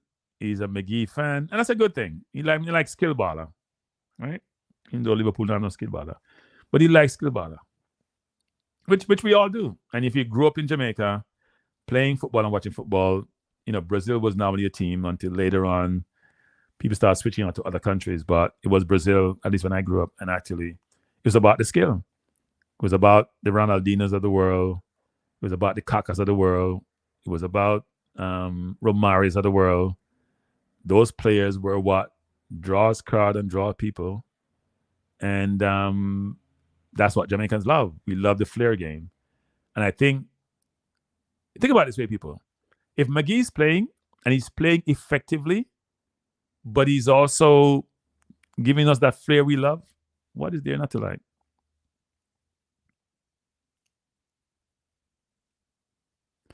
No, I don't. I think so do you guys agree with this sentiment by Eagle Republic? His perspective is that when it comes to who we get in the next round, he would prefer Canada or Panama versus the US or Mexico. First of all, I think Canada is the best team in the region. At this point in time, until things change, I think Canada is the best team. Jesse Marsh has been playing really good football. They're good in all aspects, especially up front. They put Alphonso Davies back now in the defense, having been more of a overlapping wing back. I think they're really well situated, and they're playing well. And they're playing well also against some of the good teams. So I wouldn't say that they're a pushover. And Panama has always been our bogey team, even though we beat them the last time we played them. The USA, we seem to play well against you when we play compact, not try to overdo it, and try to hit them on the counter. And I think what will happen with the US is this, us and the US. I think we'll get more success against the US going forward. When we get forwards, we can put the ball in the net. If we get a Greenwood, for example, playing with a Bailey and Antonio and somebody behind him like a Ravella or Magee, I think it would be much more. And it would just solidify the back 6, back 7, including the goalkeeper. Be in a much better position. We should play the best team. No, people, we want the best situation to give us a chance to go through. What that means, I don't know. There are no easy games, people, when we get to the final 8. There are no easy games. Like, he might need to be part of the squad, right? Though by doing that, he will grow more confidence. Game he needs to be playing. Yeah, no, look. Magee did himself no harm yesterday, right? Magee playing that game and doing things which are not just your everyday 5-yard passes. He's making dangerous. Nothing more coach loving than when your players creating danger for the opposition. Not just doing the quick 5-yard pass on 6-yard pass and that you and I can do in our sleep. It's making plays which, you know what, only a few people on the field can do. And Magee has that in his repertoire. So he's going to get a lot of flowers until the next game. The question with the coach, if Palmer is healthy, does the coach start him? I don't see why he wouldn't. Seriously. I could see Bobby going on the right. Magee playing the 10, a true 10, and Palmer playing beside Lati, for example. Something like that. I don't think it's out of the norm that you may do that. So we'll see what happens. Do I say Magee's a creative, entertaining, Kingston, Jamaica born and raised footballer? Reggae Boyz fan would always cheer on those ballers. Yeah, and there's nothing wrong with that, because here's how I view that, actually. And it's going to seem like it's contrary to what I historically say. I've always said this. The team should be picked on merit. And even though I understand the JFF's desire to make sure they develop and give prominence and give visibility and give opportunities to those who are born on the rock, I think they got to figure out a different way to allow that to happen versus displacing somebody who may be more beneficial for a spot based on their credentials. Right? I think you got to figure out a different way, but I understand the objective of what you're trying to achieve. But it's no different from somebody come from Nannyville, I come from Matches Lane, I come from Jonestown or Trenchtown or wherever they come from. And the people in that environment are used to that player, seeing him born, seeing him develop, seeing him grow, and then are cheering him on. That's how I view Jamaica when it comes to some of these players who are locally born and developed and why there's such affinity for them. They didn't engage with the individual. I didn't want to use the academy in England, a situation, because I think it's a different construct, right? Because most times it's against people who are born overseas going to play in the Premier League versus the other way around. So I think the more Onyx Gardens, Jonestown, or you come from Fruma, Westmoreland, I come from Lucian, over you come from, someplace in Montego Bay, and you're from that neighborhood, and people then see you play, and they grew up with you, and they appreciate you, and they value you. And when you make it good, they feel that they make it good too. I understand the concept, but I still come back to the notion that I think we got to pick the best team. Otherwise, you're just destroying the whole concept and idea of meritocracy, which should not be the case. Everybody's a citizen who can play for Jamaica. You can't deny somebody the opportunity to play because they were born on the island. Then I've always said this, go change your immigration policy then.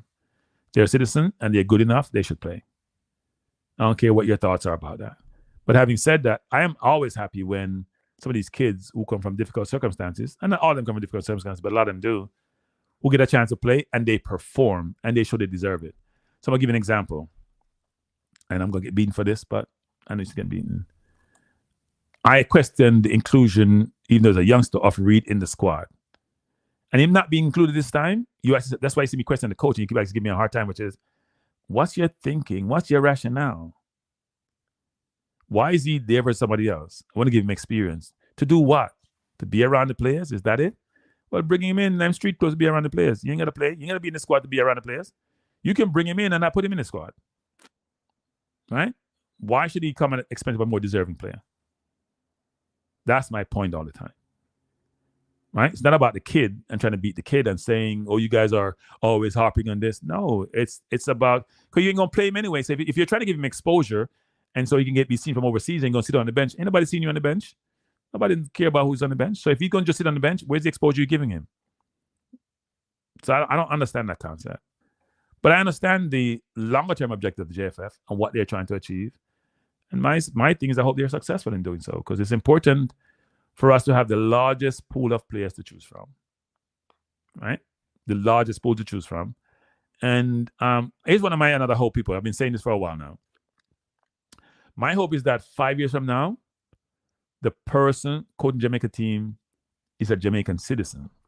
Notice I didn't say born in Jamaica. I've changed that tune a little bit. Jamaican citizen. I'm hoping that's the case. And actually live in Jamaica. And it's contributing to the football in Jamaica. And it's helping the JFF with how they think about the football in Jamaica. I help them strategically with the football. I think it's important. I think we need to, I've been saying the JFF need to have like 5 or so people who they think have potential to be head coaches and good coaches, give them some experience at the schoolboy level, get them through the different coaches and the badges they need to get, send them overseas to go get experience, and maybe have contractors say they have to come back if you so require them. Okay, you're paying decent money. You're paying $500,000 a year. It's not chump change. And bring them back to coach a team. Maybe they start off coaching one of the youth team like Lee Carter does, like Saltgate did, and they elevate up to the national team, because then they're the ones bring the players too. But when you're doing that, don't make sure you're not just local young players you have in the team. I know you have the quota. Make sure you're recruiting holistically. Yeah, and if he's good enough, look, Meran's the one who picked, let's be honest about this. Meran picked Romario, Meran picked Magee, Meran picked Gray.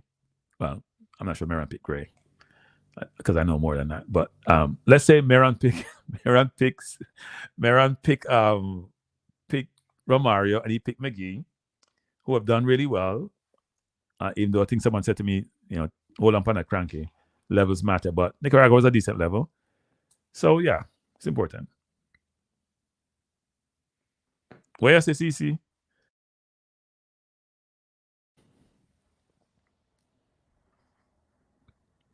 So people have 10 more minutes. Anybody want to call in? I have 10 more minutes before 3 o'clock. I gotta go. If you want to call in people, the number is here.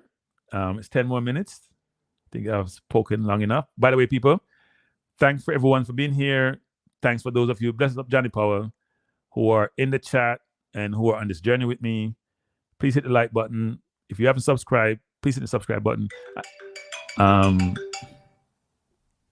Mr. Jamaica, how you doing? Wait, 1 second.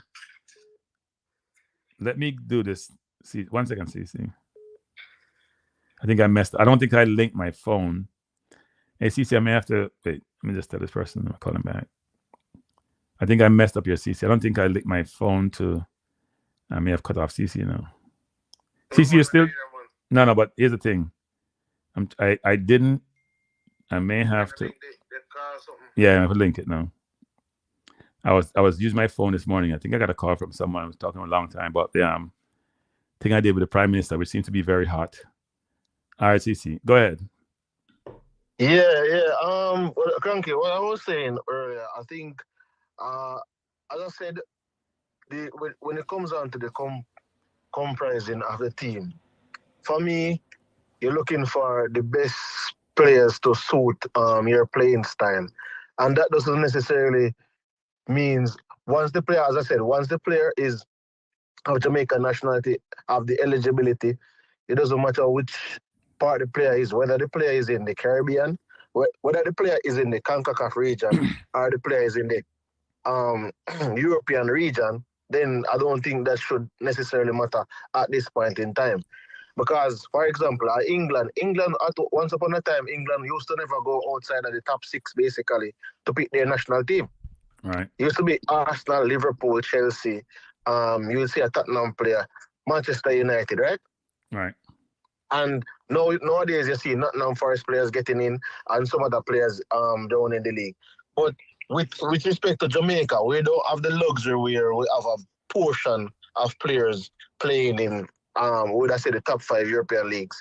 With that being said, I think just like any other nation, there's always 1 or 2 players that have not necessarily gone overseas as yet, that has the possibility of playing in the national team. But I feel as if when these players get selected, these players are being chastised, just like how the other people would chastise a player that is being selected that wasn't necessarily born in Jamaica.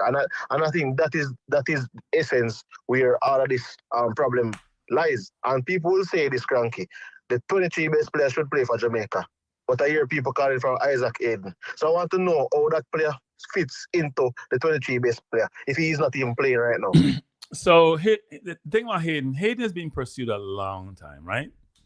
And at one point, Hayden didn't really have the interest. He wanted to play for England. Let's not make it at England versus Jamaica. He wanted to play for England. He waited for England. And that wait has expired, I think. And you're right. Right now, he's not really playing for a team. I don't know. He's at Newcastle, but he's on the books, but I'm not sure what the story is there.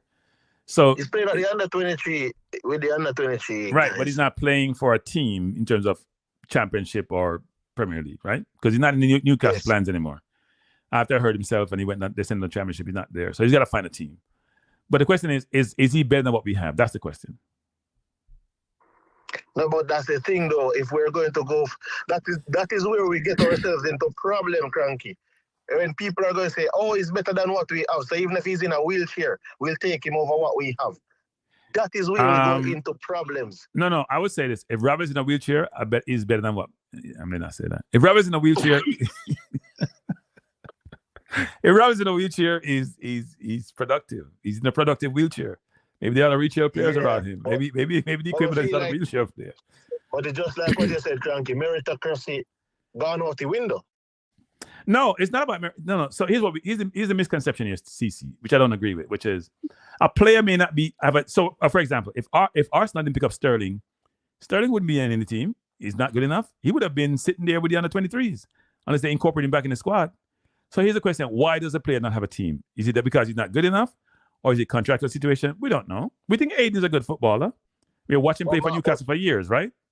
No, man, I've seen him for Newcastle for years, and I've seen him as a he's good footballer. He's a good He footballer. got the injury and he went down. Right? He's better than our CDM. Let's be honest. He's better than our CDM that we have now. No, but I'm saying, all right, the Aiden that we knew, Hayden was playing for Newcastle at CDM for years. So the question is he better than what we have now? If his skills haven't diminished, yes, he is. May I ask you this, but I saw him against one cup teams. One of them teams, they played the National Cup Tuesday. I saw him. Yeah, and so he's not playing well? His skills has diminished. Okay. Then that's the case, then, because it happens, right? I don't know if it's because he's not necessarily playing a lot, but I saw him at 65 minutes worth a game, and I don't, like for me, Kranky, it is just like this, right? When Aka came in the team, was Aka better than what we had at the time? In Whitmore's eyes, yes. Say about a lot of persons. I'm telling you that. No, Haka, I don't think he was better. I don't think he was better. In the team, I don't think Haka was better. I think Haka was past his prime. I think Haka couldn't run. And we forget what Haka. Look, I don't want to make it about Haka because I don't want to be saying like I'm beating Haka because we like Haka as a player. But I think when Haka came at the last time, I don't think it was the right approach. But the coach, but you know what? Some coaches have confidence in certain players no matter where they are in their career. They've been there, they've done it for them, they love them, and they support them. And I understand that. And that's the problem, I tell you this. Say, for example, why not instead of Aiden, why not just bring a Brendan Cover then? Well, that's a whole different question. For that, go back to my whole concept of the recruiting strategy. Do we have a recruiting strategy? Do we have a sourcing strategy? And we can't tell because nobody's talked about it. Hey, JFF, can you go on somebody's platform that you think we can speak to and is not toxic? Even traditional media, and talk to us about your recruiting strategy. We'd love to hear it. Talk to us about your recruiting strategy. We'd love to hear it. Because my thing is that the kid Brendan Cover, this is a kid that is on upward trajectory. I think right now Aiden's career is on life support, and him coming to play for Jamaica is like us giving him CPR. Some people will not accept that, because automatically once you're in England and you're playing in England, some people have it that you're better. That's just automatic in some people's thinking. But CC, most times it's true. I won't put it like this. Most times it's true. Sometimes it may not be, but most times it's true. Aiden's career has fallen off a cliff. Yes, it has. It has. And at this point in time is when it seems as if he's more likely to come and play for us. Yeah, but hold up, CC. Here's the thing, CC. Doesn't mean because he gets Jamaican citizenship, he's going to automatically come to the team. That's the coach has to make a decision, right?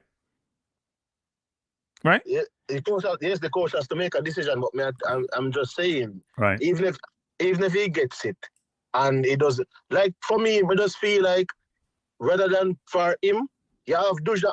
I'm trying to figure out why is it that like a player like Dujan Sterling or those players are not being the players that are being mentioned. So no, CC. Like, I'm okay with Louis Baker. No, CC. It goes back to the recruiting strategy. I keep telling you that, right? We don't know how the decisions are made about who to go after. We don't know if they go after people and if the players said what they said. We don't have any intel to inform our view about some of these things. That's part of the problem, right? Here's my view on the JFF, what they should be doing. We should cap all the players, whether it's Hayden, whether it's Sterling, whether it's Mothersill, whether it's Motherwell, whether it's Jamdell or Jamdunk, just cap all of them. You cap them, they can't figure out afterwards. Because they can't play for nobody else.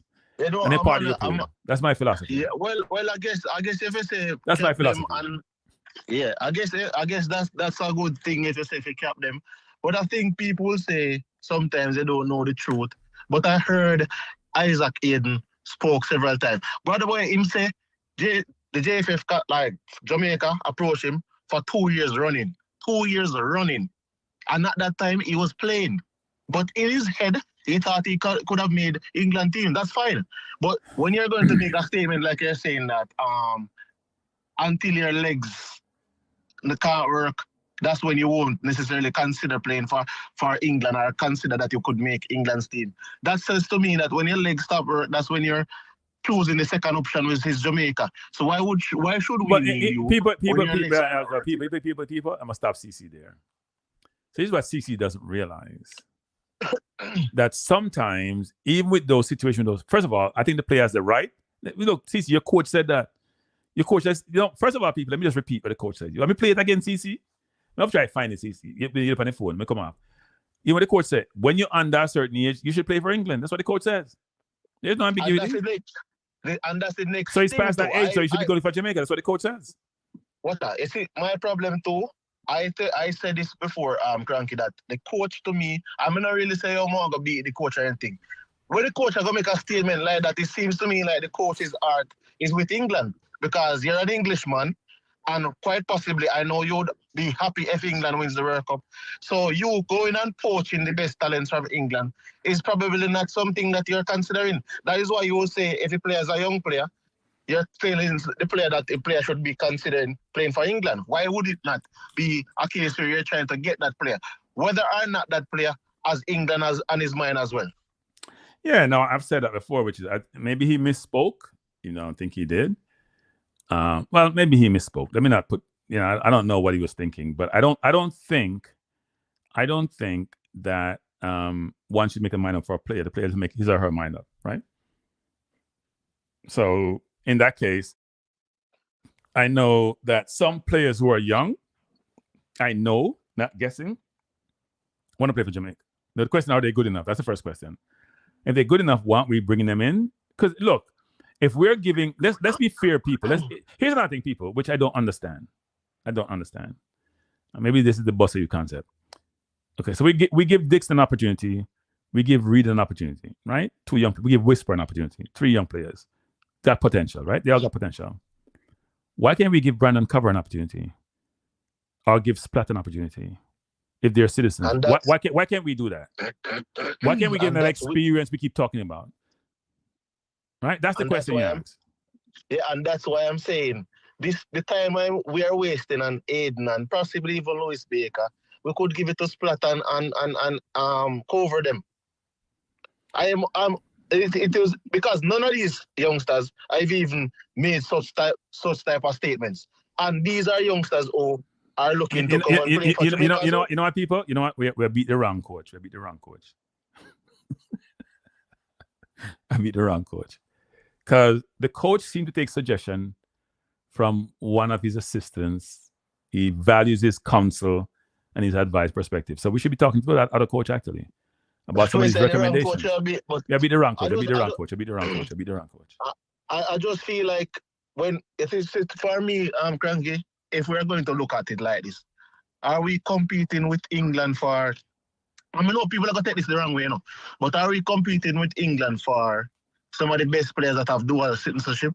Or are we competing with England? Are we not competing with England and waiting until some of the players are at the back end of their career and their careers on the wrong side of their career? No, it's not the wrong side of their career. It's when it no longer appears that they can actually pursue a role in the England team. When they feel that they can make which means that they no longer can play at an high international level. No. So, it's not international level. You may think that, you know what, I'm 28 now, I can play high international, but I'm not going to get an England team because they got 7 people in front of me, so let me go play for another country. It's the same thing, but by the way, people, it's not Jamaica issue. You hear Obi Mikel from Chelsea complain about that, and he was adamant that they shouldn't take those players. That's what he says. But that's his prerogative, right? I don't agree with him, by the way. I think you are being disingenuous if you're saying a kid born in England should not play for England, right? And I also think you're being disingenuous if you're saying a kid born in England is always going to want to play for England when they have, descendants or individual, I'm going to say descendants, but they have heritage, as you call it, in other countries, because you don't know. You're making an assumption as if it's something that you don't know. It may be the norm for that to happen, but you don't know.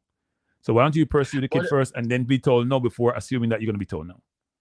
But it's the same thing, Kranky, where I think people are being, when they call it terminologically inexact, when they say a kid born in Jamaica who plays JPL is not good enough to play for the Jamaica national team. That is like automatically, if you have 300, it's like you're writing off everybody. That means nobody, unless they go on a plane and go overseas, they're not good enough. But CC, you gotta be very careful with that, CC, right? So Look across every country, most countries that you can think about, right? Brazil, for example. How many locally playing players in Brazil play for their national team?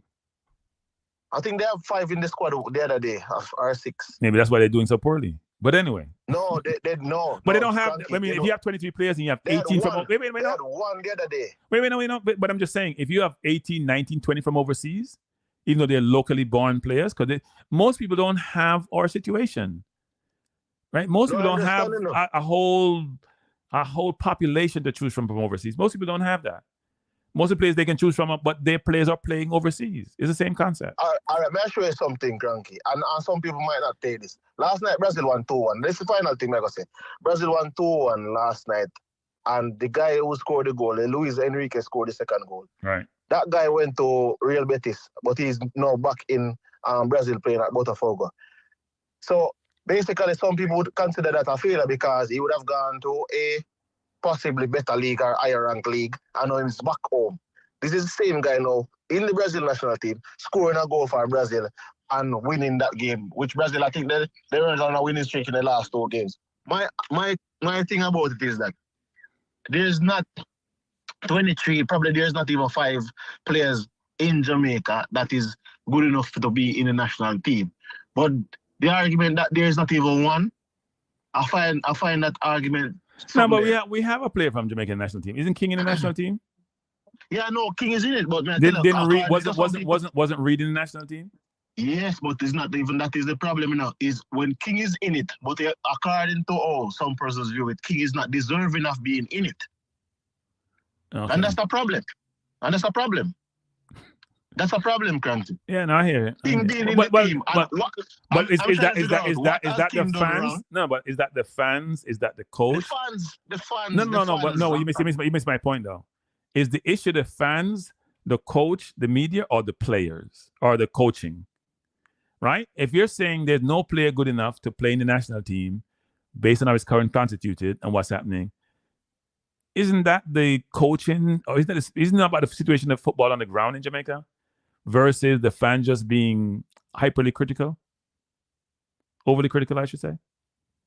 Right. I said the fans are just being overly critical because I just feel like. So you can name 3 players you think should be in the national team from JPL. Right now, I wouldn't say right now. No. CC, you can't do that. You can't do that, CC. We can't just have this long conversation about this whole thing, and then you tell me you can't name 3. No, but I tell you, 2 of them in the team already. Right, but you're just saying it was only 1. Now you're saying 2. And even one of the 2. The goalkeeper is in the team. The goalkeeper is in the team. King is in the team. Right. And I think the guy, the kid named Ellis, but Ellis he needs to be playing more. I see him more in the JPL before. So name me 3 players right now, not King, not the goalkeeper, because King has been in and out of the team, and more consistently in, and nobody's complaining about King, by the way. Nobody's complaining about King. No, but me I say, Kranky, it's not like I'm telling you right now that we should go and look for 3 players that we can put in the team. No, that's not what I'm saying. What are you saying? Because I would say if next year come like January, then I would have a different answer for you if we can look at Ellis and see what he's done in the next couple of months. No. But here's the problem with that. Here's the problem with that. It's not like these people just started playing football, right? You see them in schoolboy football. You see them in the JPL. You're watching them for a while. Nobody's coming out of the corner in the dark and just become a star overnight in the JPL, right? It doesn't really happen like that. There's a trend that one follows. You see the progression of the player. You can't name me 3 players with potential. So I can name you one player, Nicaragua Ellis from Racing. We can name that player. Okay.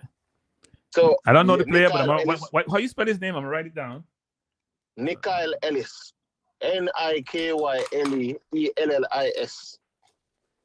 Okay. I'm gonna write it down. Let me write it down on my phone here. Actually, future Jamaica star. Future Jamaica star. From CC. Let me say from CC. CC's. I'm gonna put CC's prognostication. CC's prognostication. His name is. It says it's Nigeria. Nikyle. Nikyle, and it's AELLI. I'm writing it down. Which team he plays for? He plays for Racing United. Okay, Racing United. Racing. So I'm writing it down. I'm gonna try to watch him whenever I get a chance. You know, we really not watch him kind of football there, but anyway. No, but I don't. Andre, give me a hard time about USL and MLS. I don't have time to watch that much football. And if I'm going to watch football, it has to be people who are, at a certain level. But anyway. Yeah, watch it. Yeah, I don't think is Racing in the JPL? Because I can't. Yeah, man, they're in the JPL. When they come up, they come up this year. They came up this year. Okay. Because I haven't watched the JPL. I know Veer is up. Because everybody gonna know Veer is there. Because we know Toxic Boss runs Veer. But I didn't know about Racing. So let me look at it. So you think he's good enough to be in the national team? Yeah, well, I think he's good enough. What position does he play? Ironic. He plays 10.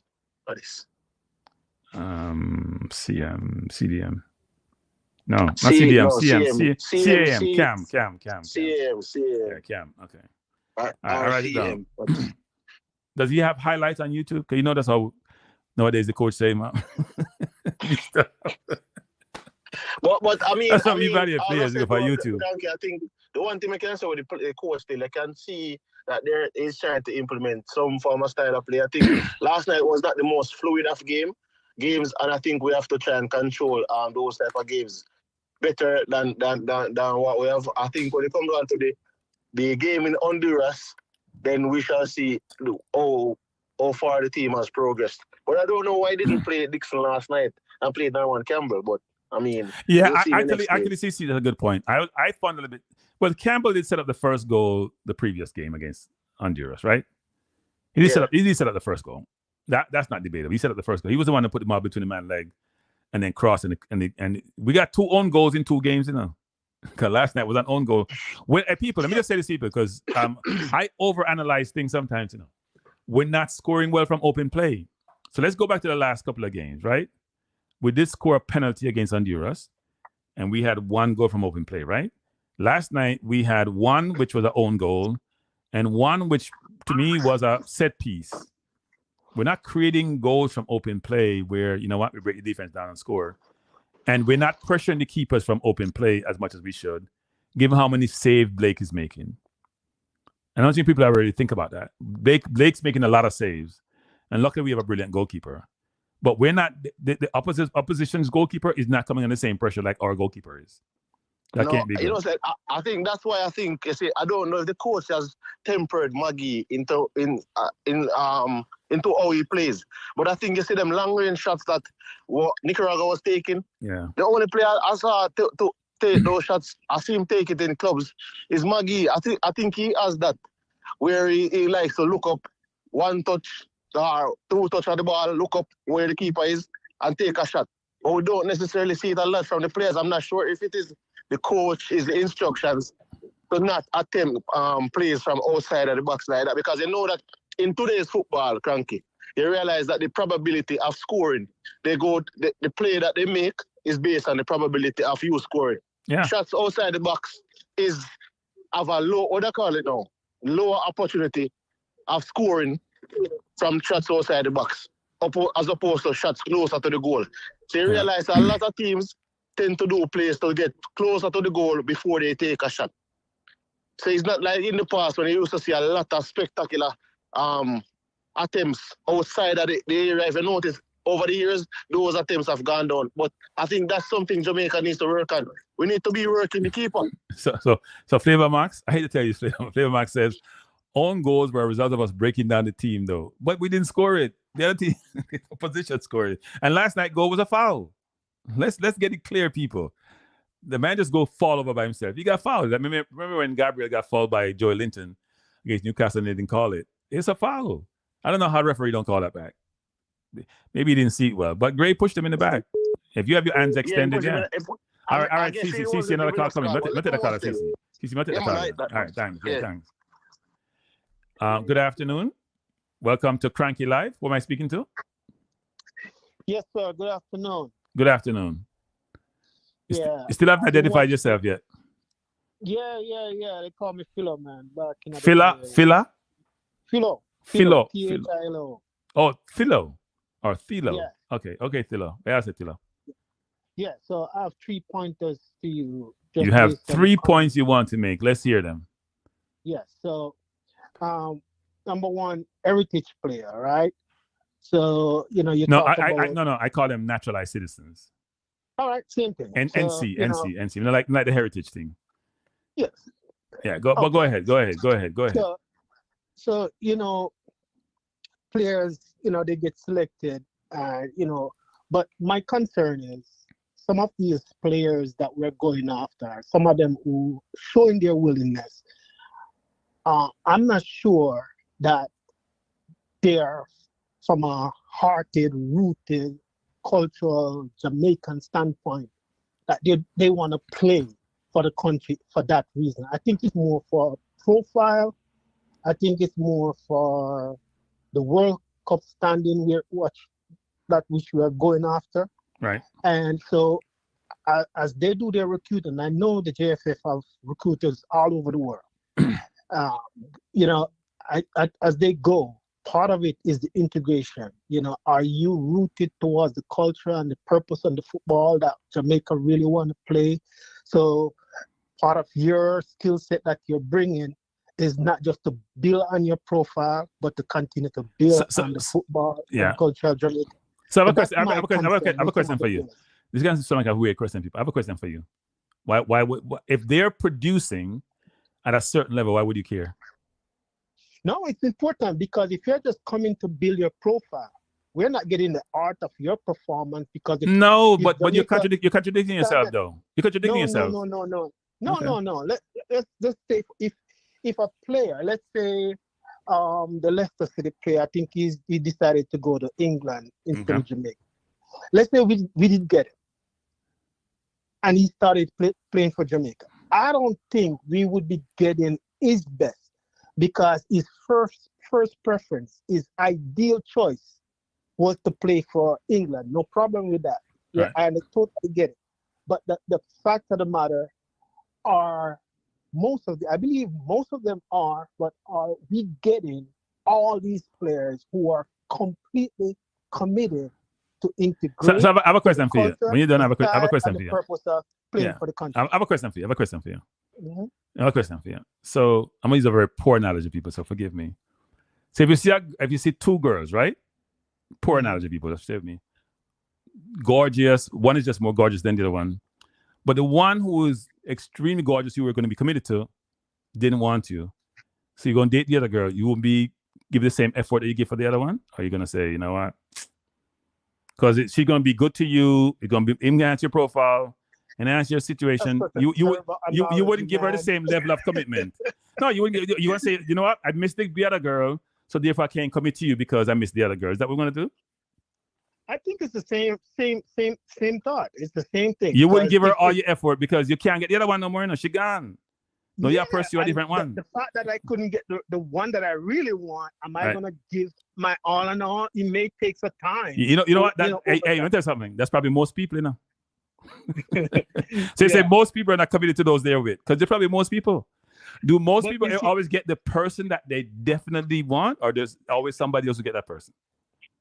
I got you. Okay, But in the football area, I think that's one of the biggest things because as the management structure, the coaching, the body, as they continue to source players between Jamaica and all over the world, it's all about how much they can integrate, how much they really, really, really, really come to give to the team, not just to build their profile, not because they get to a point in their career that they want to just lift it by saying, playing for the national team going into the World Cup. Here's my second point. So with regards to the Jamaican players, to get to the national team under the coach system, I think 2 years ago, the JFF under Al Grimson, when he was there, established a pool, a database throughout the country, like with various FAs. And they identify talents, Jamaican players, that they can always call upon for U17, U21, under 20, and they'll continue the club. The FA will continue to groom those players within their respective club and build them up. I think that is a good element that the JFF started back then. And as long as they continue to build those players and pull them in and bring them in, we don't have to source as much overseas players in the long run, because these players, all they need is exposure, and more, development between the FA and the JFF as they continue to build their profile to represent the country later on in the senior team as things go by. So I think that what they started a while back will take effect to what they're doing right now. And the last thing I want to say, before you go further, I want to say something about your first point. People, the effect is actually the opposite of what the caller says about the commitment and the level that the person gives when they had failure before. Because here's why. You want to prove to the person who reject you, whether it's a female, whether it's your club, whether it's your country, that here's what you're missing. Here's what you would have gotten if you had chosen me. So I think it's the opposite. I'm trying to prove to myself I'm good enough. I'm going to prove to you that I'm better than you think I was. So this concept that you have to choose Jamaica first, or you won't be committed because you didn't get Jamaica your first love, I don't think that's the case, actually. But go ahead with your third point. Let me give you a scenario with that. There are many companies that I idolize based on my profession that I would like to work for. Right? Some is just for the money and the opportunity and the benefits that it brings. And some is just for the longevity and the stability, right? I know the one that brings the more money and all the perks, that's all I want. That's all I want. But for the stability and continue to build my skill set and work along, that's more. That's what I'm going to contribute. If I'm just going there for the money and the perks, eventually when the company starts to get stagnated, I'm gone, because I'm looking for another company that can provide me the same. And yeah, but if you chose it by money, that means other kind of companies could not have provided the money to give you the lifestyle that you're looking for. There you go. So that's my point. So I'm saying that these players, as good as they are, as talented as they are, the most important thing is that they don't just want to play because of building their profile. They want to play that their profile is going to be built, but they're playing with everything about them because this is Jamaica. They're coming to build on the culture. They're coming to integrate themselves. It's all about the heart and the mind and the mindset for what they're doing. It's not about just building themselves up to say, yes, my status now can say I played in the World Cup or in the qualifier, whatever, however status they want to see themselves at. That's so here's my question to you, because I think we have this backwards in some respect. So if you're saying in actuality, the player is using us, aren't we using them too? No, we have a purpose. We have a plan. We want to get the best, and the best that we're but I'm saying we're using them to achieve a goal, right? No, we're not using them. We're seeking for the best. We're seeking. I'm confused. No, hold on. Let me clear it up so you don't get confused. What I'm looking for must be the same objective that you have with your willingness to fulfill what I'm looking for. If you just want to join me because it brings you a spotlight, and I have the opportunity. No, it's not. It conflicts. But what we're looking for, if you fit that profile, if you meet those criteria, then there's no using. It serves the full purpose. So using may sound a little bit callous and harsh, but when you work for a company, they use you to determine whatever they want from you, and you use them to get income and to get money for your own purposes. You don't want to use the word use. You want to use some other adjective to describe that process. Net is the same thing. We both have an objective. We both have a purpose. We both achieve what we're trying to achieve. Sometimes it's not aligned, but if we both accomplish what we want to accomplish, everyone will be satisfied. Everyone will be in a good place. That's how it works. Good point. But here's my last point. Back in the day, way back in the day, I'm from Mobile. So in my neighborhood, we have Siva. Where in Mobile? Down in the city. Come in Jamaica good enough. Me know Jamaica good enough. Me know just live at Kingston like some people. Like JD. Then you really know Montego. Yeah, me know Montego. Me know Montego. But back in because that was SIBA base, SIBA headquarters. Yeah, I mean, not like JD who just know Kingston alone, no where's Jamaica. But keep going. So here's the thing. Back in the day, SIBA used to have a partnership with a football club in Finland called Kiffen. Okay. And these were a club from Europe that came down to Jamaica, spent time to know the culture, and then they started recruiting players within SIBA. A lot of people didn't know this, but all the big names that you can think of, Teagat, Hector Wright, a lot of them, they went to Europe, mainly Finland, spend 3 to 6 months to get exposure, to build their talent, to perform and play, and they'll come back. A lot of these players, when they come back, because of the exposure that they got, some of them get called up to the national program. Here's the good thing about that. If you take a player right now who's just playing Jamaica straight up, hasn't been to an overseas big arena, there's a culture shock. There's a challenge that, wow. So it takes them time to adjust. But you see, when you get chance to travel and go see new things and big clubs and see their settings, and it makes it more fitting. The reason why I say this, the local clubs in Jamaica, I hope they're still, I know that Cavaliers and some of the big teams have, and some still have little ties with overseas players, but they need to continue to expand on that, so young players that are developing with good skills and good talent for Jamaica always have, can be exposed to the arenas, the facilities, and more for the playing style, so they can, when they get called up or when there's time for called up, Jamaica can, the JFF body can look within Jamaica and say, wait, these youngsters has played here, there, with international exposure. So it's easy to call players that have those kind of talent, that have those kind of profile to play for the national team. Yeah, but I think what you're missing, what you're missing, Carla, is this: in those days, players weren't moving as frequently overseas as they are today. So the same kid you're talking about, if you talk about Hector or Noah or all those players who play for SIBA, and they have an opportunity to go overseas in a country to get exposure. A lot of these kids like a Magee, a Speedy, a Romario Williams, a Campbell, a Cephas. You know how much players are playing overseas from Jamaica nowadays? You can probably build 2 teams. Versus historically, we only had a few, probably on one hand or two, or bit and two. So I'm just saying that the overseas exposure is now there. The question is, how do we make sure we have a conveyor belt of talent that we are exporting who can come back and play for the national team? That should be the focus. I do think what you're saying is people need to broaden their experiences. They need to broaden their remit. But I think it's happening, actually. It may not be evident all the time, but it's happening. It's happening. But I appreciate the call. All right, man. Take care. Man. Yeah, thanks. Have a good evening.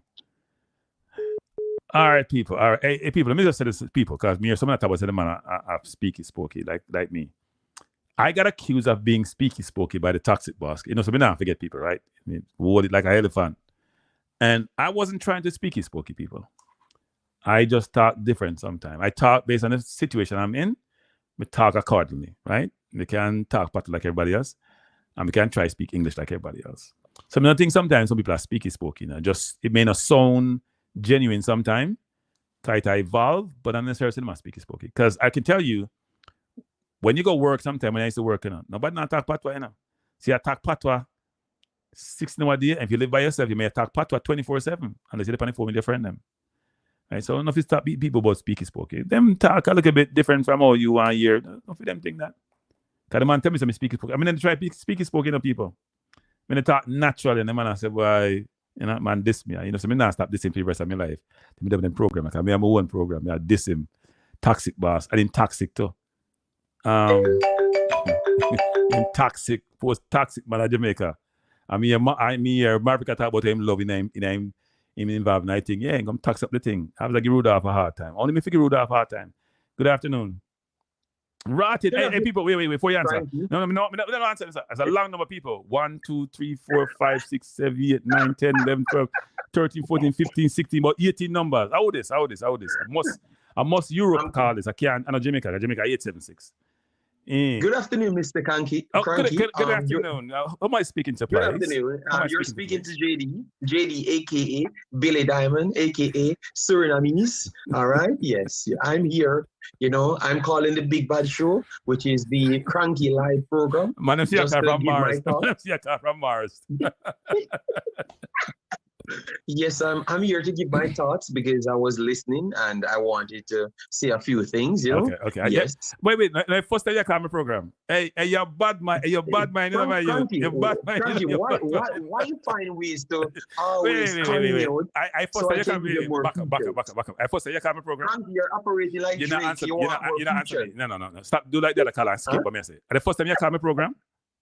Kranky, this is the fifth, yes or no? Don't be no. You're pontificating.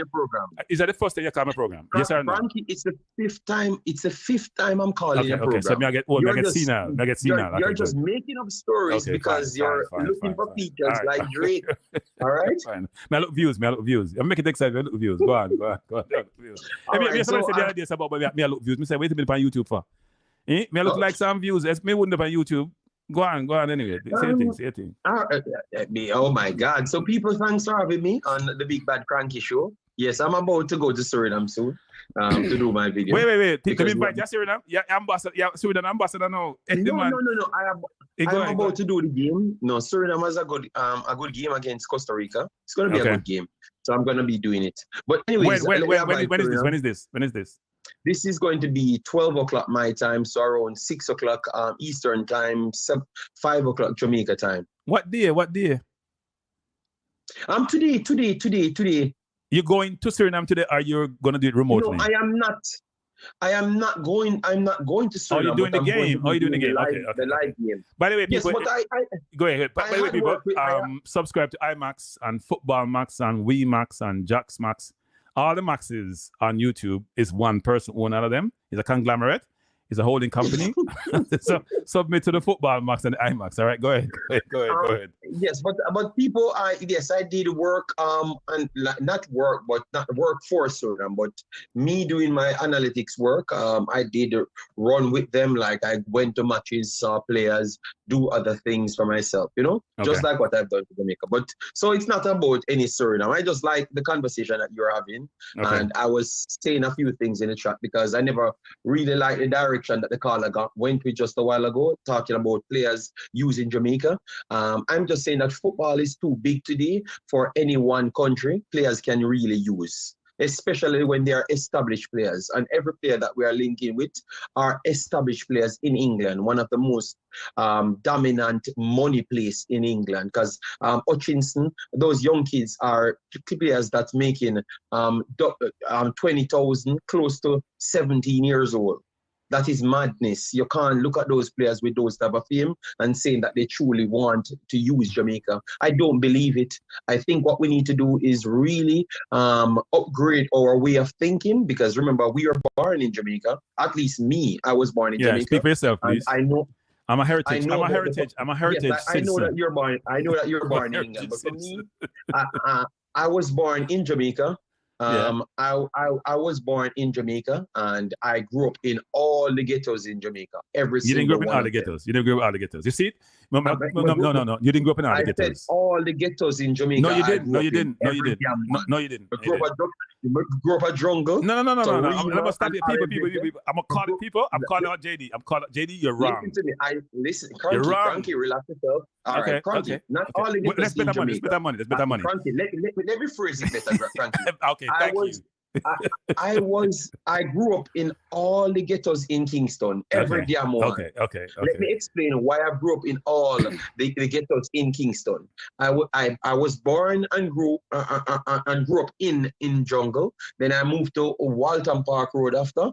So those are my two main locations. Which part of Walton Park Road? 35 Lane, Chisholm Avenue, and Crescent Road. I know this. Keep going. Yeah, I'm telling you, just relax now. Then I went into doing party. When I did go to party, and then I had links in every community: Waterhouse, Olympic Way, Jewsland,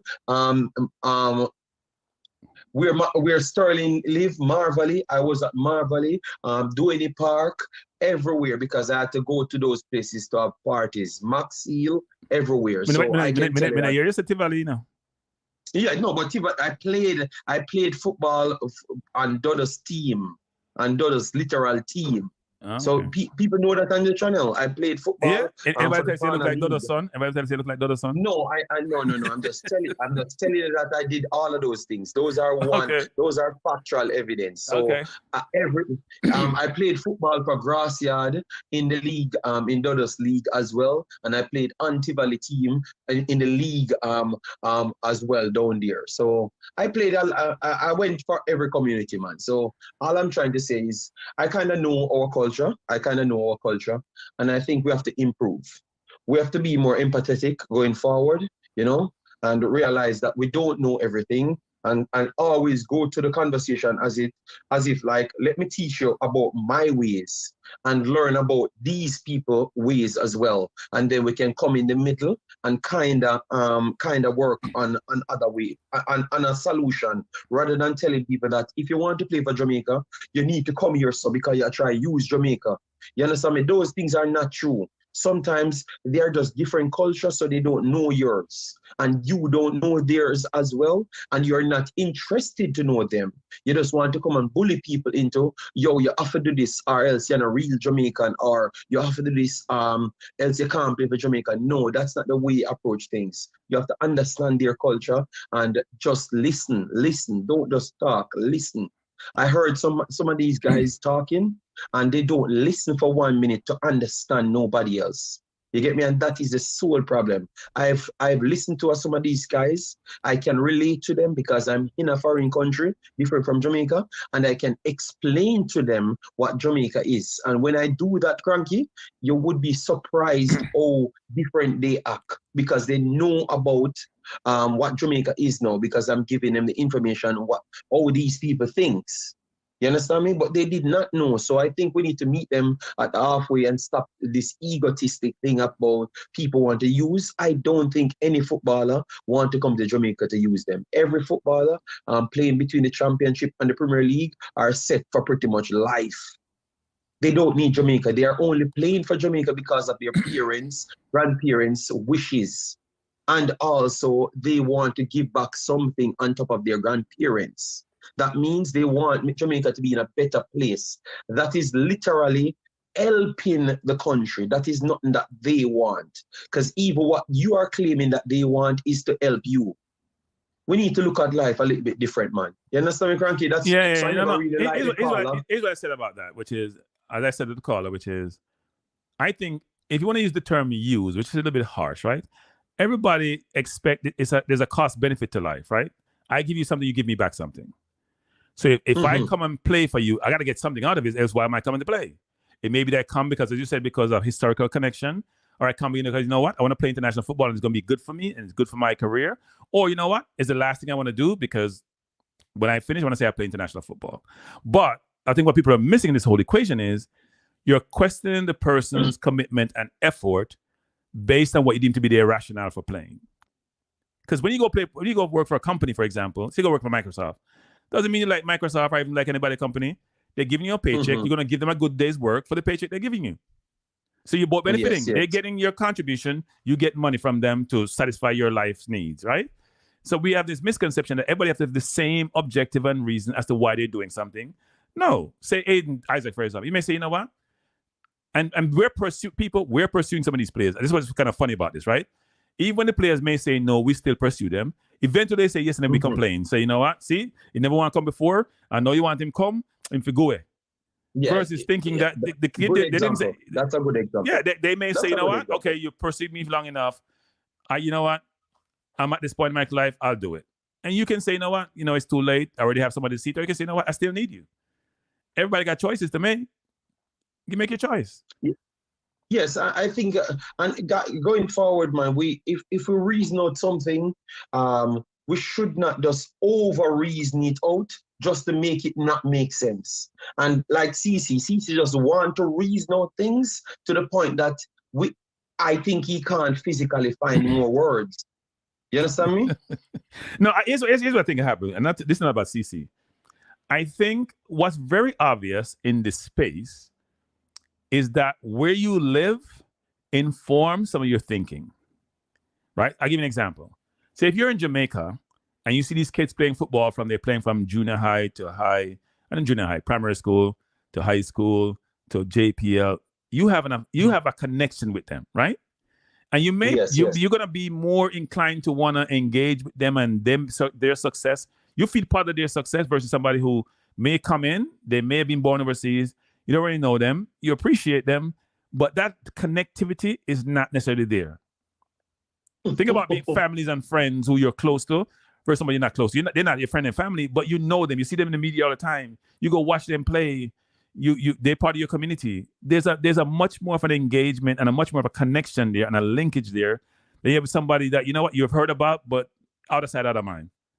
It's the old concept, which is, what one of my partners once said to me that he prefers to meet with somebody 12 times a year for 30 minutes than once a year for 6 hours. Because frequency of interaction is better than one-off interaction. So my analogy is, if I'm in Jamaica and I see you and I engage you, that affinity builds up. If I see you remotely and I engage you for all at once, one time a year, it's a different association.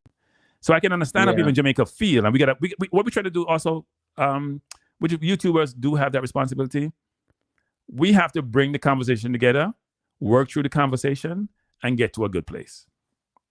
Because everybody have their own perspective. CC has his view where he is. And I listen to people from Jamaica, If I listen to Skill Cole who live in Jamaica, or Stewart who live in Jamaica, or the JPL, or Rudolph, there's a theme there. And then we don't want to understand the theme. We're like, you know what? Here you go.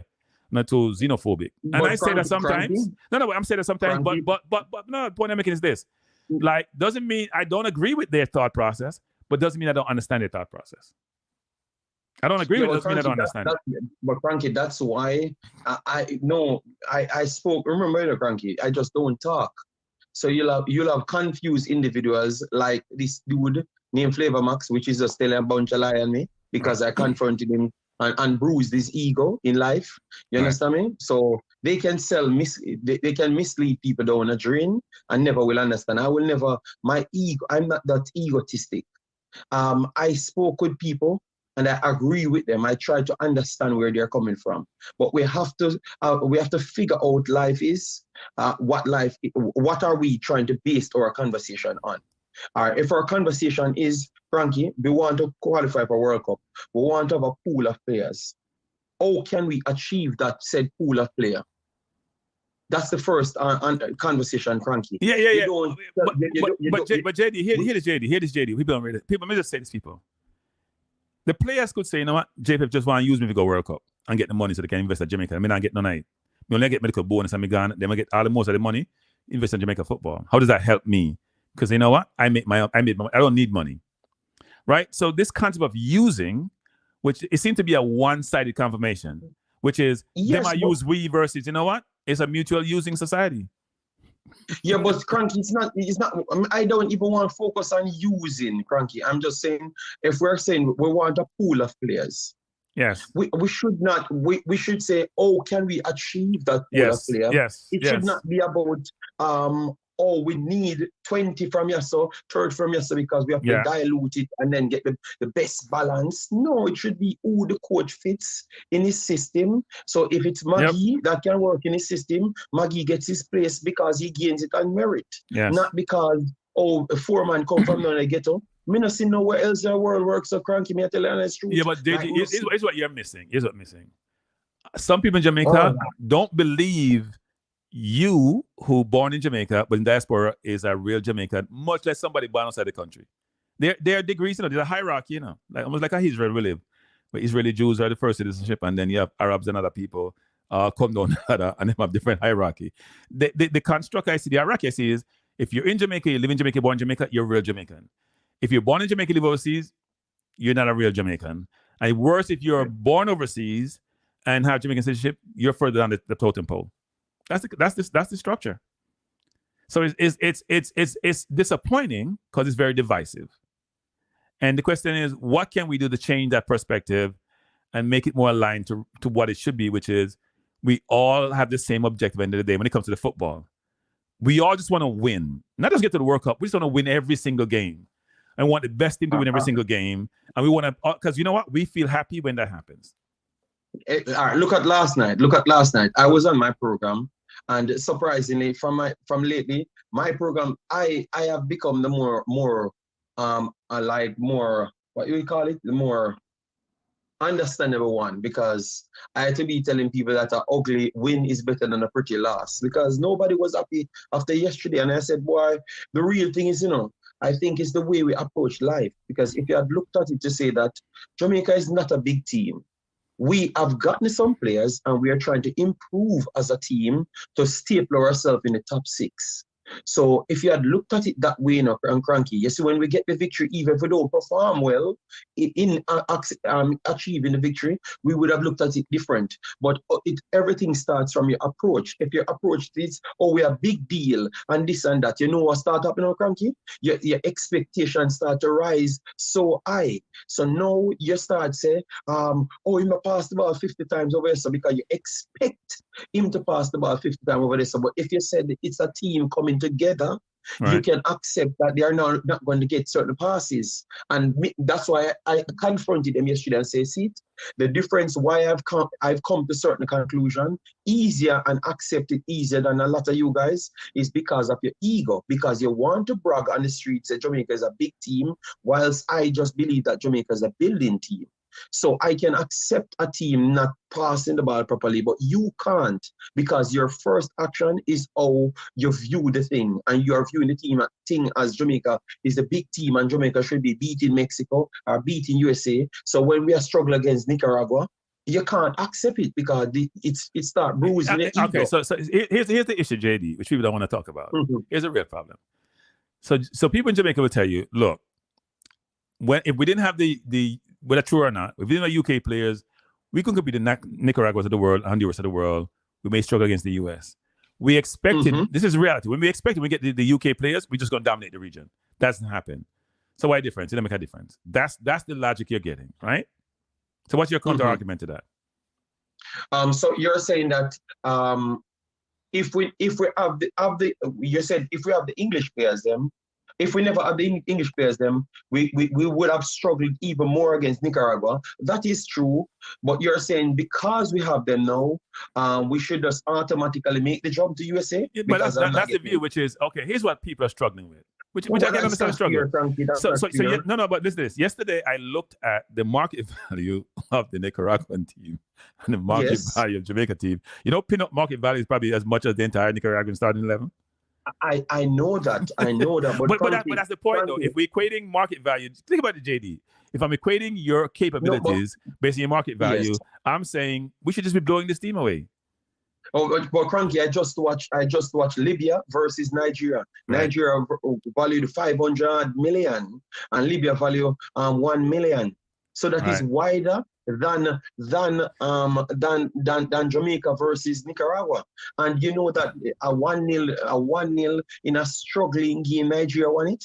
And by the way, Libya is Libya on a Gaddafi would have been better. Libya is a failed state. So go ahead. Yeah, but Libya just played organized football. All of them coming from the same place. Okay. Yesterday, you have several players from Nicaragua coming from the same place. They have a coach that knows their system and around them. So they are much more of a team. We got players and we always rotating players. So you're not going to see the same cohesive type of style. So you can't. Kranky, sometimes not even value can beat band, Remember, they said your strength is your band, Yeah. So if you're together longer, you can put up a different fight and you're in and around your own elements. You're on pitches that people don't comfortable on. So all of those things put together, and the referee added to that as well. They have the referee. The referee was awful. He was awful yesterday. He was awful.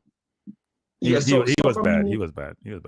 So for me, I would just tell the people that please just relax. Look at life, drop the ego. It's not always, we have to be 100%. You can be at 49% and know what to gain to reach 100%. And that is my mentality. You get me? Yeah. Yeah. So I have a question for you. Mhm. What does the team need to compete with the US, Mexico, and Canada? And to a lesser extent, Jesus, Panama. All right. So what No. Okay. Let me reposition. Given what we have now and who's coming, right? You know who's coming. If they do come, let's say they all do come, because a lot of them, enough of them people. 3 plus 2, that's 5, plus the one we just get. 69 last, probably 2-3 window. So if we get all those 6, right? Who and we don't talk about who in the team, but do we have enough then to compete with the other team, but we still need more? No, we still need time.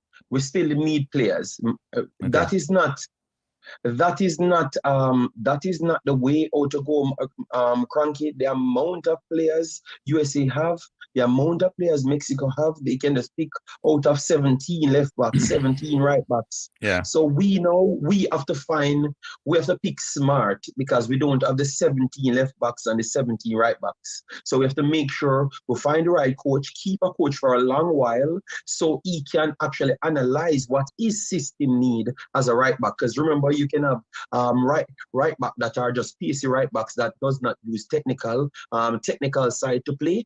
And someone need technical. So ball retention and going gunno and playing speed transition football is 2 different type of play. So if the coach want to play speed transition football, which I think that's what he's using, but he's putting in more passes, you're going to need a technical wing back with the capability of passing. So in the future, Tavan Gray type of player would be needed for it, but Lati Bodier playing right back wouldn't be needed, because he doesn't have the speed to catch up when they're playing eye line, so he can get caught out. So all of those things you have to look at. So for me, I think you're going to need a lot more players. You're going to need more right backs. You're going to need more midfielders, deeper 6s and 8s, a lot more. And I think we have enough wingers, and we're going to need a striker. So we're just talking about quality now, because it's not that we need more. We need more quality, you're saying. We have a ton of them. We just need more quality. We need more, and also we need quality as well. Because the person that has the same profile, what they are looking for, which is a technical player with speed, that's you have to have serious quality to possess both of those styles. You understand me? So you're going to need a left and right back in that in those positions. You're going to need a deep line midfield, but need a box-to-back midfielder with him and a striker. So I think you need 5 areas that you need players in. We do have a lot of centre backs that I think are very good. Ethan Pinot, very good. Bishan Bernard has a very high ceiling. Lati Bodier has good age. Karai Anderson, he still needs time. He could be a backup for now, because I don't know what he's going to become, but he's not what we want now. All right? So wait. May I call you? You mentioned 3 centre back, and I mentioned head of state. Why? No. I said Damian Lowe was the 3rd best player on the field yesterday. Okay. I don't think he was the 3rd best, by the way, but keep going. No. Unless he wasn't the 3rd. He wasn't the 3rd best player yesterday. Kranky. He was the 3rd best player. Okay, so so people. Don't let me smoke. Who your top 3? Your top 3 yesterday? Who your top 3? My top 3, the first best player on that field yesterday, which is embarrassing because we are playing Nicaragua, was Andre Blake. Okay, good. 100% Andre Blake was the man of the match. Next, second? The second best player was Bobby Reid on the field. Third best player? Second best player was Bobby Reid. Third best player was Damian Lowe. Damian Lowe had 19 defensive contribution. Enough teams. And 16 turnover. No, but he had 9. But the reason why he has 19 defensive contribution is because your midfield not doing nothing. They are not protecting protecting the defensive base. Remember, the midfield third comes before the defensive third.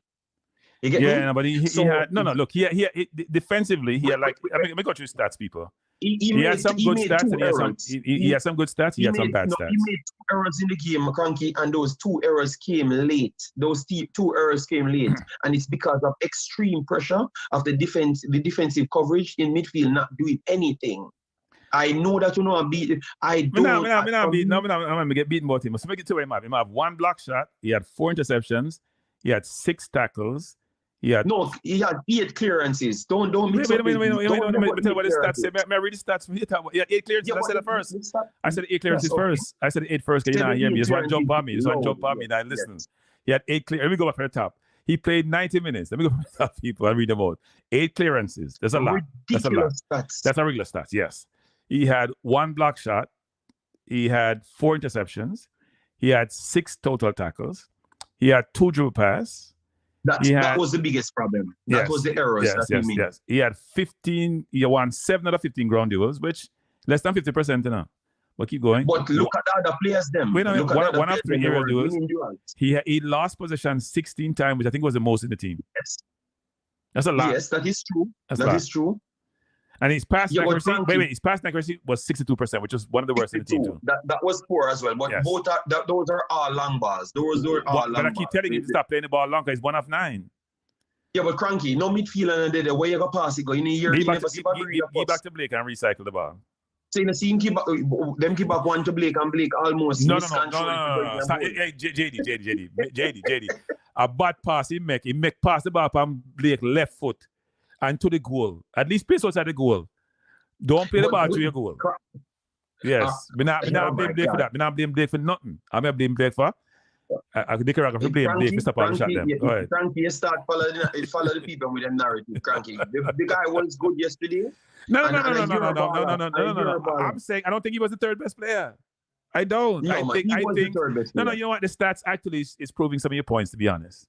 The 62% pass accuracy is bad. The 2 dribble pass is bad. Yeah. The 16 turnover is bad, right? 10 turnover, 16, that's a lot for a defender. For a defender, by the way. 16 for a defender is a lot.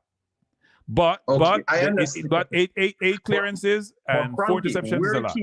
But Kranky, where it came from, where all of those pressure came from, is it not the midfielders them not doing their work and making people doubling up on players? Because it has to be that, because Nicaragua cannot just believe that they can press Jamaica. We have Damari Gray over one end. We have Magee over one end. We have Bobby Reid over one end. And then we have Karai and Joey Latibio there in the middle. So that's 5 midfielders. Concentrate to protect and screen the back line. So I can't beat him on the bad passes. That's why I said he was a 3rd player. Because remember, my 2 battles, Kranky, was for the 3rd and 4th best player. Was my 2 centre backs them. I'm very sorry. I can't believe. No, I think Magee was in the top 4. I think Magee was in the top 4. No. I put Magee at 5. I had Magee at 5. I never had him lower than that. I had him at 5. Because Greg Lee was not good for 1 full half. So I had Magee at 5. But I think that we disrespect the 2 centre backs them. The 2 centre backs them for the pressure that we went under, Kranky, over and over. They were the ones. They had 30 defensive contribution, 30. They had pressure, but the question, I think part of the issue that we are missing also is that the ball was coming over the top, not necessarily coming through the middle. Right? I know. Yeah, but Kranky, who have to deal with it? Who have to deal with it? That's the defenders. That's the defenders because it's going over the defense. It's not going in the midfield. Let's talk. They're playing it over the defense, and we were high sometimes. That's why you see Peter made a last effort kick out of a ball that the kid almost got in on goal, right? We were getting caught out in our 2 center half. We're getting caught upfield, and that shouldn't happen the way it was happening. So that's why we were struggling to get back. That's why they had all these things because the ball is being played over the top. They're trying to recover. They're not. I mean, Pinocchio is not the quickest person in the world. Lowe is pretty quick, and that makes it challenging. But no, look. In hindsight, about his stats, they're not as bad as I thought they were. The turnover is bad.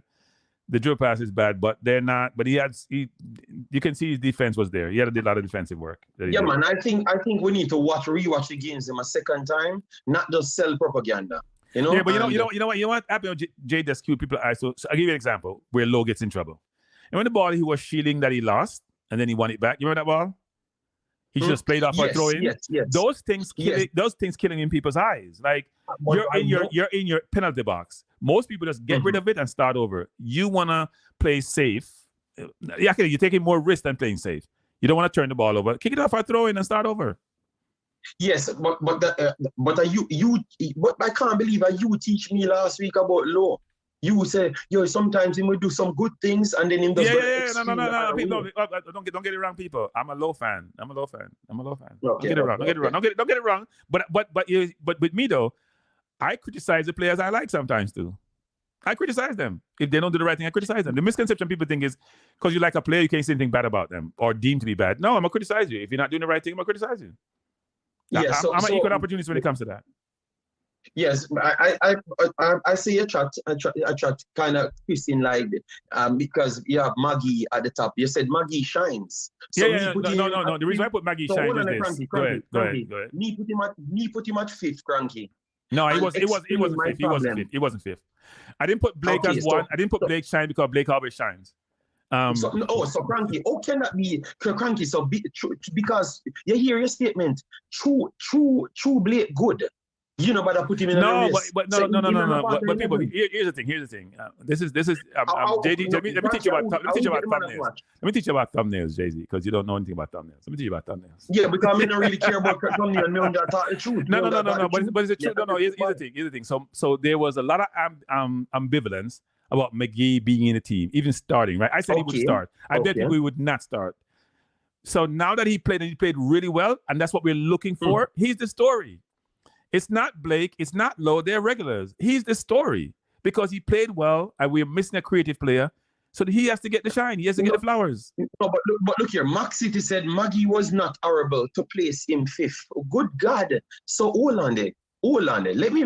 But there are 6 players after that. Saying that the fifth is not horrible. 6 other players are behind him. I know. We don't think that. Kranky, who was the person under the most pressure on the field? Ethan Pinnock and Damian Lowe.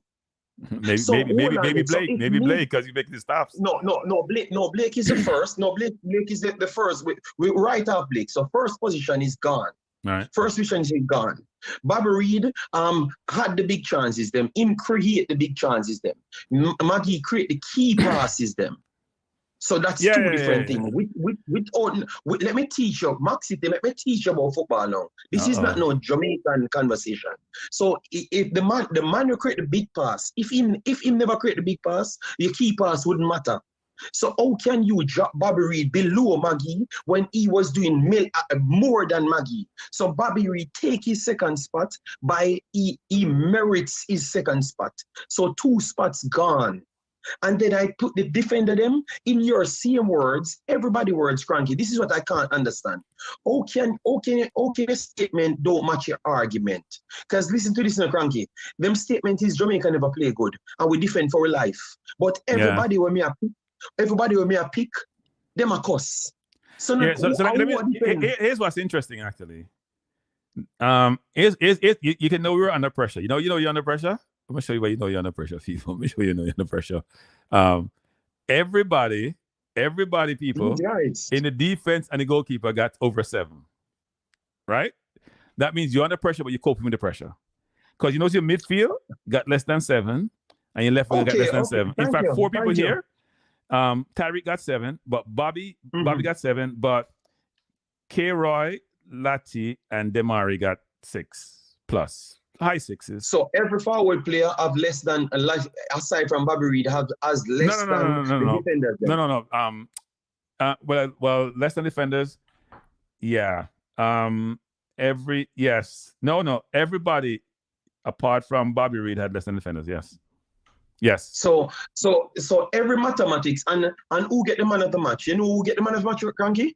Mr. Blake. It should be Blake. So, and a Blake get the man of the match, and Kranky, you tell me you're going to omit Blake because Blake always good. No. Okay. Back up. Who did I have on my? No. Back up. Who was on my thumbnail? Who are the 3 people on my thumbnail? Let me see a thumbnail. No, look up the thumbnail. Who's on my thumbnail? Yeah, but you. No. Back up. Who's on my? No. The thumbnail talk about who played well. No. But you just call it a thumbnail. Kranky, but you just told me that because Blake always good, you take him out of the story. I thought you just. Nobody not talk about Dennis Rodman when it comes to Michael Jordan. They might talk about Michael Jordan. Okay, not a bad good analogy. When you're the offensive player and you're the creative player, you get most of the accolades.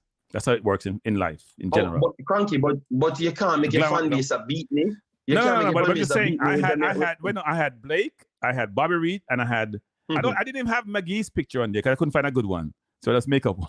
couldn't find a good one. Yeah, but Kranky, but Yeah. you have to defend me. You have to defend me against your fan base. No. But Blake had the best score and Blake was the best player. No, I had Blake on the cover. I had Blake and Bobby Reid and those are three players. The best players. Kranky, I'm talking about no. You have to defend me against your audience because they make it seem like if I put Magee fifth, I am disrespecting Well, him. I don't think you should put Magee fifth. I don't agree with you the fifth. I don't agree with you with fifth. Okay, so Kranky, the stats. But I understand why it makes sense, right? No, I understand why it makes sense. So why them make me look at me stupid when me know what me I see? No, but we like offensive. We like offensive life. Nobody just stop the ball from. Kranky, their argument as well support me, because they said we never play good. We defend for life. I got them saying no. When you defend for your life and you defend well, it's like when Arsenal play and we defend really well, but we're not. All defenders get good score because you probably keep we didn't. By the way, people, we kept a clean sheet. So if we're under pressure, we keep a clean sheet. It makes sense. So sometimes people, please don't make my argument match my thumbnail. My argument for match on thumbnail, people. But thumbnail if you draw people in, you're not even giving no like button at all, but you not start me up now. And I'll give me no like button about my thumbnail. Me have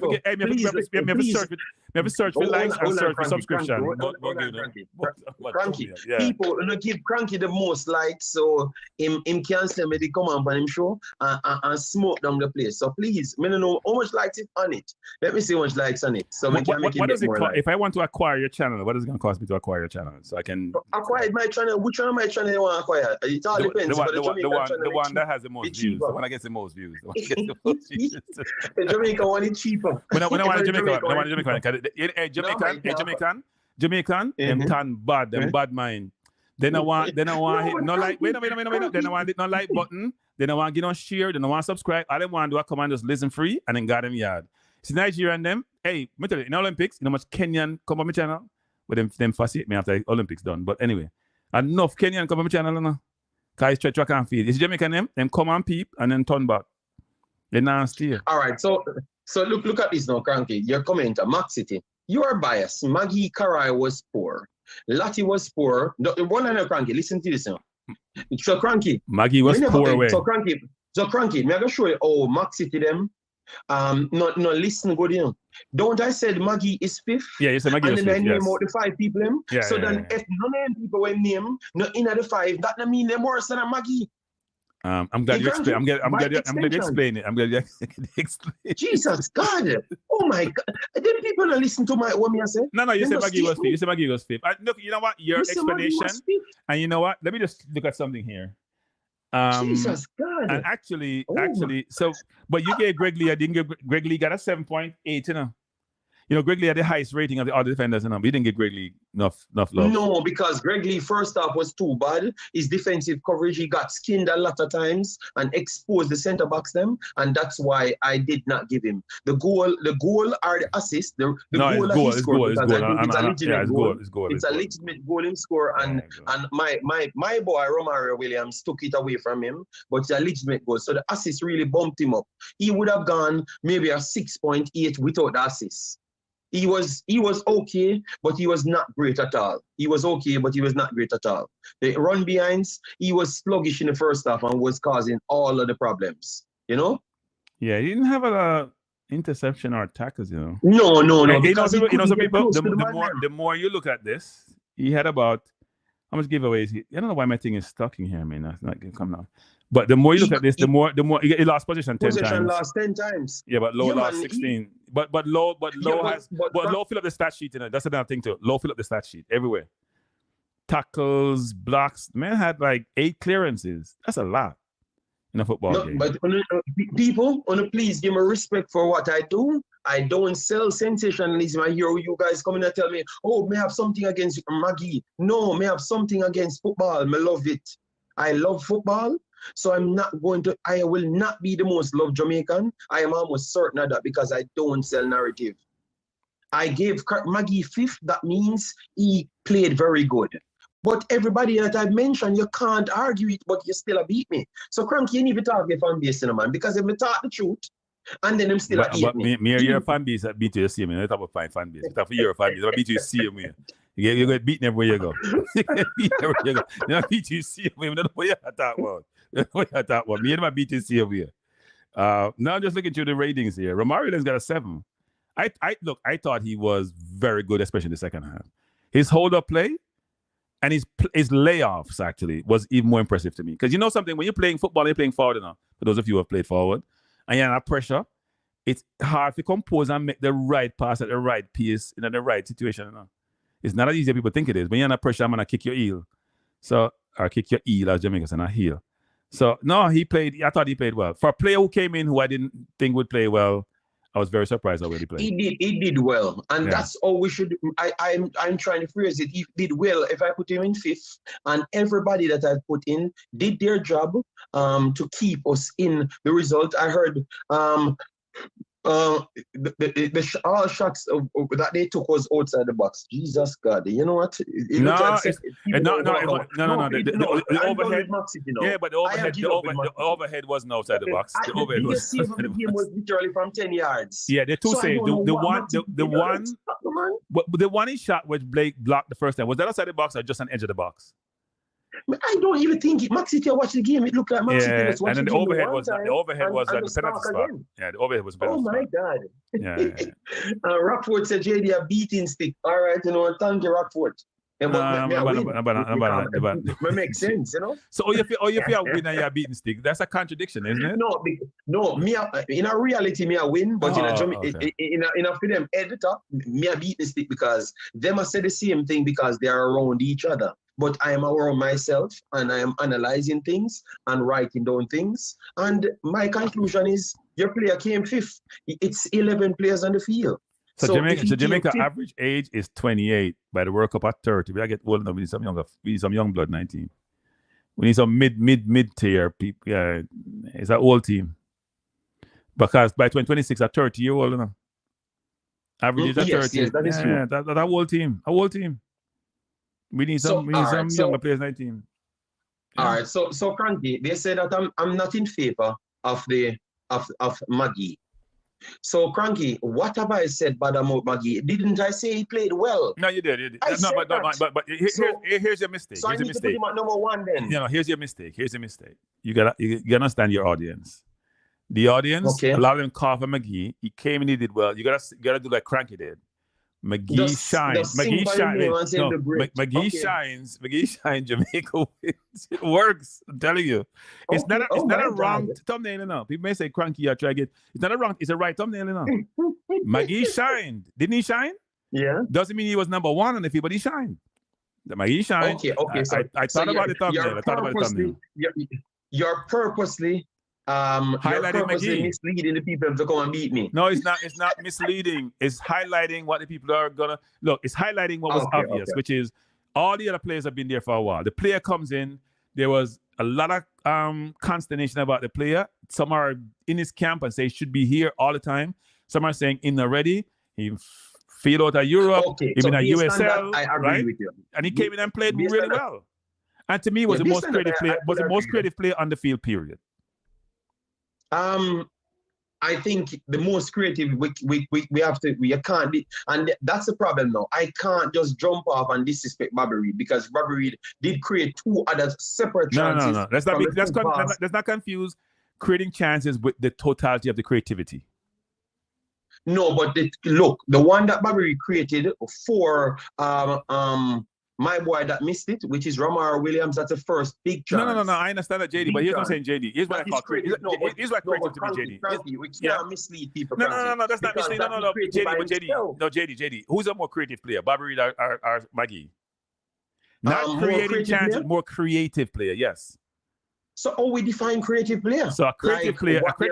So give me an example. Ozil, Odegaard, right? Ozil, Odegaard is a creative player. Those are creative players. So you said, you're talking about their personality trait. What you expect from them? No, personality trait. Okay, ability to split a defense with a cute pass. Ability to make a 60-yard pass on the dime in strides. I take it to goal. Ability to see a space for a pass which others can't see.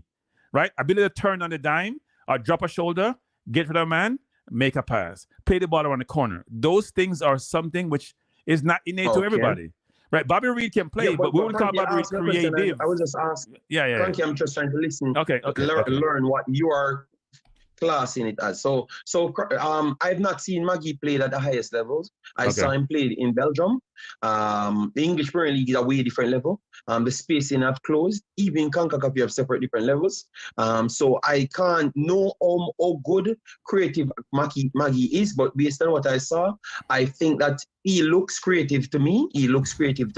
I will give it that, but I have not seen him at the same level as Bobby Reid. And I saw Bobby Reid created against Liverpool, Arsenal, Manchester City. I saw him created. So I've never seen Magee nowhere near that level. So I can't even compare the both of them.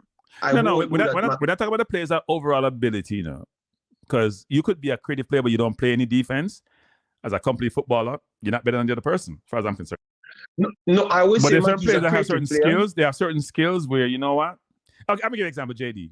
He made a pass yesterday. I think it was the outside of his left foot or right foot, down the line between two defenders. To Bobby Reid. Them pass in a normal. I understand. Yeah. But Kranky, I agree with you. Magee's a creative player, but I've not seen Magee at the level that I saw Bobby Reid creating on. And the spacing is different in big league football. So I don't know. I don't want to burst anybody's bubble, but I can't admit to things that I've not seen one play at none at all or nowhere near that. Look. Yes, but I would say I'll be playing against Honduras. Yes. I know that he's a creative player, but I'm not going to, and maybe that's what I saw some people can't stand about me because I will not just say something that I never saw happen. Right. So I would say he's a creative player, but I don't know how it would have translated in a Premier League. I don't know that. Look, I don't disagree that the competition sometimes informs how when you think about these things. But I've watched him play up close and personal. No, he can get rid of a marker. No matter who, he can get rid of a marker. Meaning he has some little tricks like in a hole where he gets the ball and he's turning before he gets the ball. Or the way he positioned the ball to get away from you. People have the ability to create space, like almost like a Ravel does. Because I've, create space, but there's not really space there, but they create the space. Or his passing with his left foot, magical. I'm telling you. So Kranky, I mean, ask you a question. But then defensive wise, he struggles. Even now he struggles. Even though he's getting better, he struggles. So Kranky, I ask you a question. KC Palmer against Cuba. Right. I don't hear people laud that performance against KC Palmer. So let me say something about the Cuba game. Me not laud nobody performance against Cuba. No. But KC Palmer created more than Magee. No. What I'm saying is this: I don't laud anybody performance against Cuba. You know why? No, but Kranky, but you're talking about the display from the midfield. No. But I'm just saying. I'm just about the person's overall game, JD. Not about any specific game. Them play now. I'm just telling you. So there's a difference between I create goals versus I'm a creative player. There are players who create goals who may not be exceptionally creative. Because creativity is about, I'm going to give you an example. A creative player is like an entertainer. He does something and he get one heart. Waterboy, for example, they talk about a lot, right? The player who he may get up off his seat or create something out of nothing, right? He can engineer something, which you know what? Normal human beings really can't do that on the football field. And you're like, how the damn you do it? Yeah. So, Kranky, have you never seen KC Palmer flicking ball over people head through their salads? I saw it, but I'm not real Cuba, so I can't talk about it. Okay. Oh, my God. What? Let me see Palmer play. Let me tell you something. Go watch Magee play. Every game in play, he won't make a play just like, damn. I'm going to tell you that. Watch him play every game in play. I tell you, either it's a 60-yard pass, a 30-yard pass, a 20-yard pass. Look, Magee has deficiencies in the game. That's maybe why he struggled outside the country, right? But I'm telling you, he's reminding me of German U. Because I do know German U. Those players with that left foot, that sweet left foot, can put the ball up on a dime, can drop a shoulder, can make a pass in a space, see make it close. Them are different, maker man. But those players always struggle. I think that you should Kranky. You're very good at this YouTube thing. What are you talking about? I'm poor at YouTube, by the way, because I can't get people to like my thing, and I can't get JD. JD, you're doing a very good job JD, today because I am being the person that they're 18 and you are being the one that's I want love. I want love. I'm not trying to get hate like you. I'm not trying to get in hate. I want love. No, I'm not, Kranky. I'm not trying to get You know what? I'm going to say this. From... Magee is the best player in football, period. If that will get me love, I'm going to say it. I'm just kidding. But Kranky, don't quote me on that. Don't quote me on that. Don't quote me. Yeah? Kranky, if you understand me, Kranky, for me, I always believe that I want to give back something to Jamaica. And I believe that it's always have to be in a tough love manner where I have to stand and talk the truth. So if I'm going to be hated, I will be hated because I am popular in YouTube for years now without doing Jamaican content. So I never needed Jamaica content to be popular. My intention was I am doing football studies. If I can give back something, if I can do scouting, if I can add some value to Jamaica, just like what I did for Suriname, just like what I did for Haiti, that's what I wanted to do. So the love and them stuff here, me not really follow it up. May I tell you that? May I opposite? I could have done I could have done post-match. I said I'm not going to do it until 2 days' time because I have Nigeria, I have Suriname to do, and Haiti. I'm going to do those things. Yeah, typical immigrant, and I got about 10 jobs. No, it's not about what I have. Me have one job. Me have one YouTube. Well, me have two, but me park one. He has two. Me have one YouTube channel. One YouTube channel. And me park the other one. He has two. And this is me focus. Me have one job. Me not 10 jobs. Don't do them thing there. not 10 jobs. Man say about Nigeria, Suriname, Curacao, Haiti, and probably do England, Jamaica. I mean, how much job you have, Star? You have one job. Jamaica. Kranky, I have two YouTube channels since my first channel got shut down. And then I built two YouTube channels, one for Jamaica and Trinidad and those teams, and then one for the rest of the world. So I could have separated the contents. And clearly, it's a little bit different, you know. Also, people said I should just admit that Magee played well and done. But I had started you said he played well. You said he played well. You didn't say he didn't play well. I started my conversation with that. Here's the problem. You haven't lauded Magee. Like people want to laud him. They want you to give him exaltation. They want to say, Magee was the second coming of the Lord. I mean, then... All right, so let me try and find... Yes, I have the FIFA, but the FIFA was always intertwined with my actual contents, big dealing.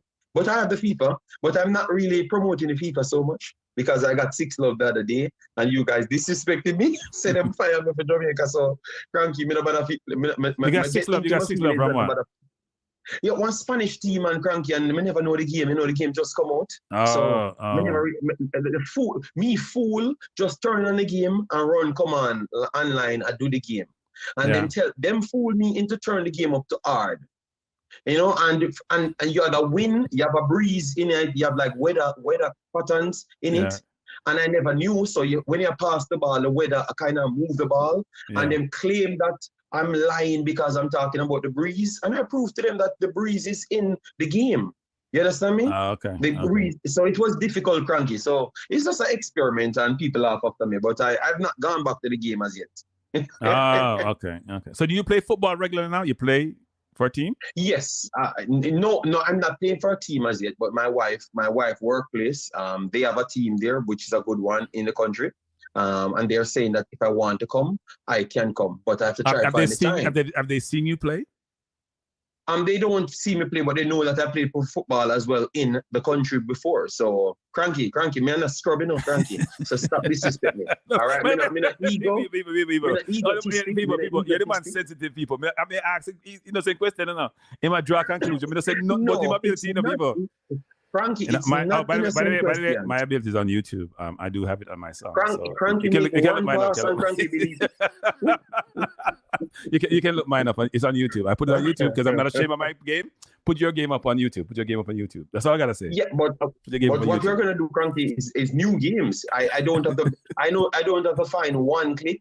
That's my last game. It's my retirement. It's what my last game is. Close to when I retired. I couldn't play because I had knee surgery. But it's one of my last games. It's nothing to do with XYZ. And in fact, JD, if I showed my entire clip, people think it's a lie because I think I had one turnover because the player didn't run fast enough to get the ball in an entire game. So, but I didn't show the entire thing because if I did, they wouldn't believe it. They wouldn't believe it. That's what I want to do because those games are videoed. Those games are videoed there. So once I get into it, I will come and show everybody. You play CDM?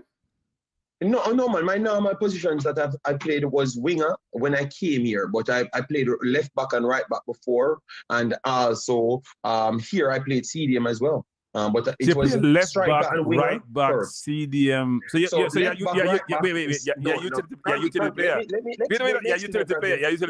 utility player. That's what I say.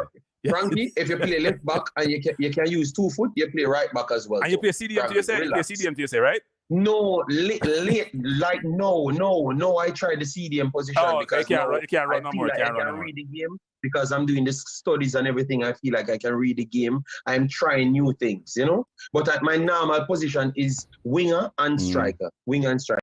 Those are my 2 normal positions because I'm big and strong, I'm big and strong. People, you want to hear this, people, hear this. So am I right back? Wait a man, you're just a jump. Don't tell me truth. So am I right back?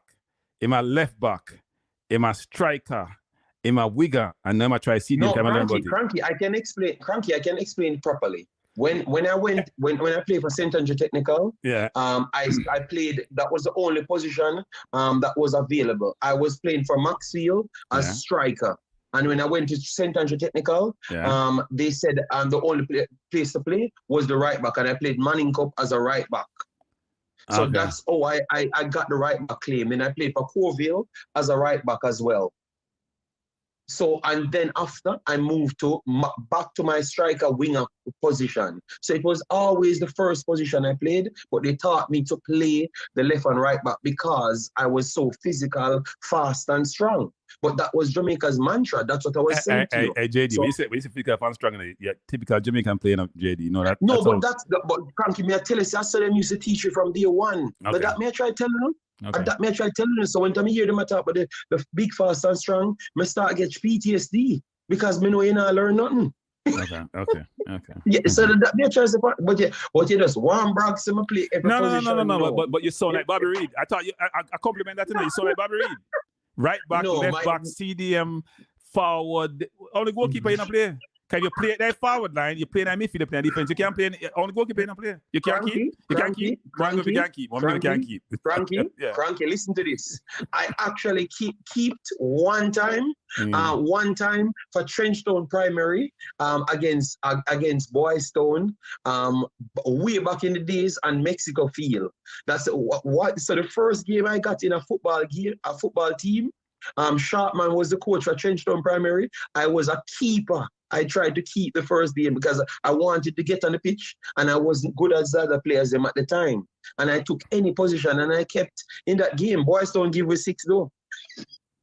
Oh, yeah. Boystown used to be good now back in the days, Yeah, but Boystown, Kranky usually use pure overage players at the time, Kranky. So I had an excuse, pure overage players. Hey, JD, you know something? You know what's Magee's most impressive stat on this sheet?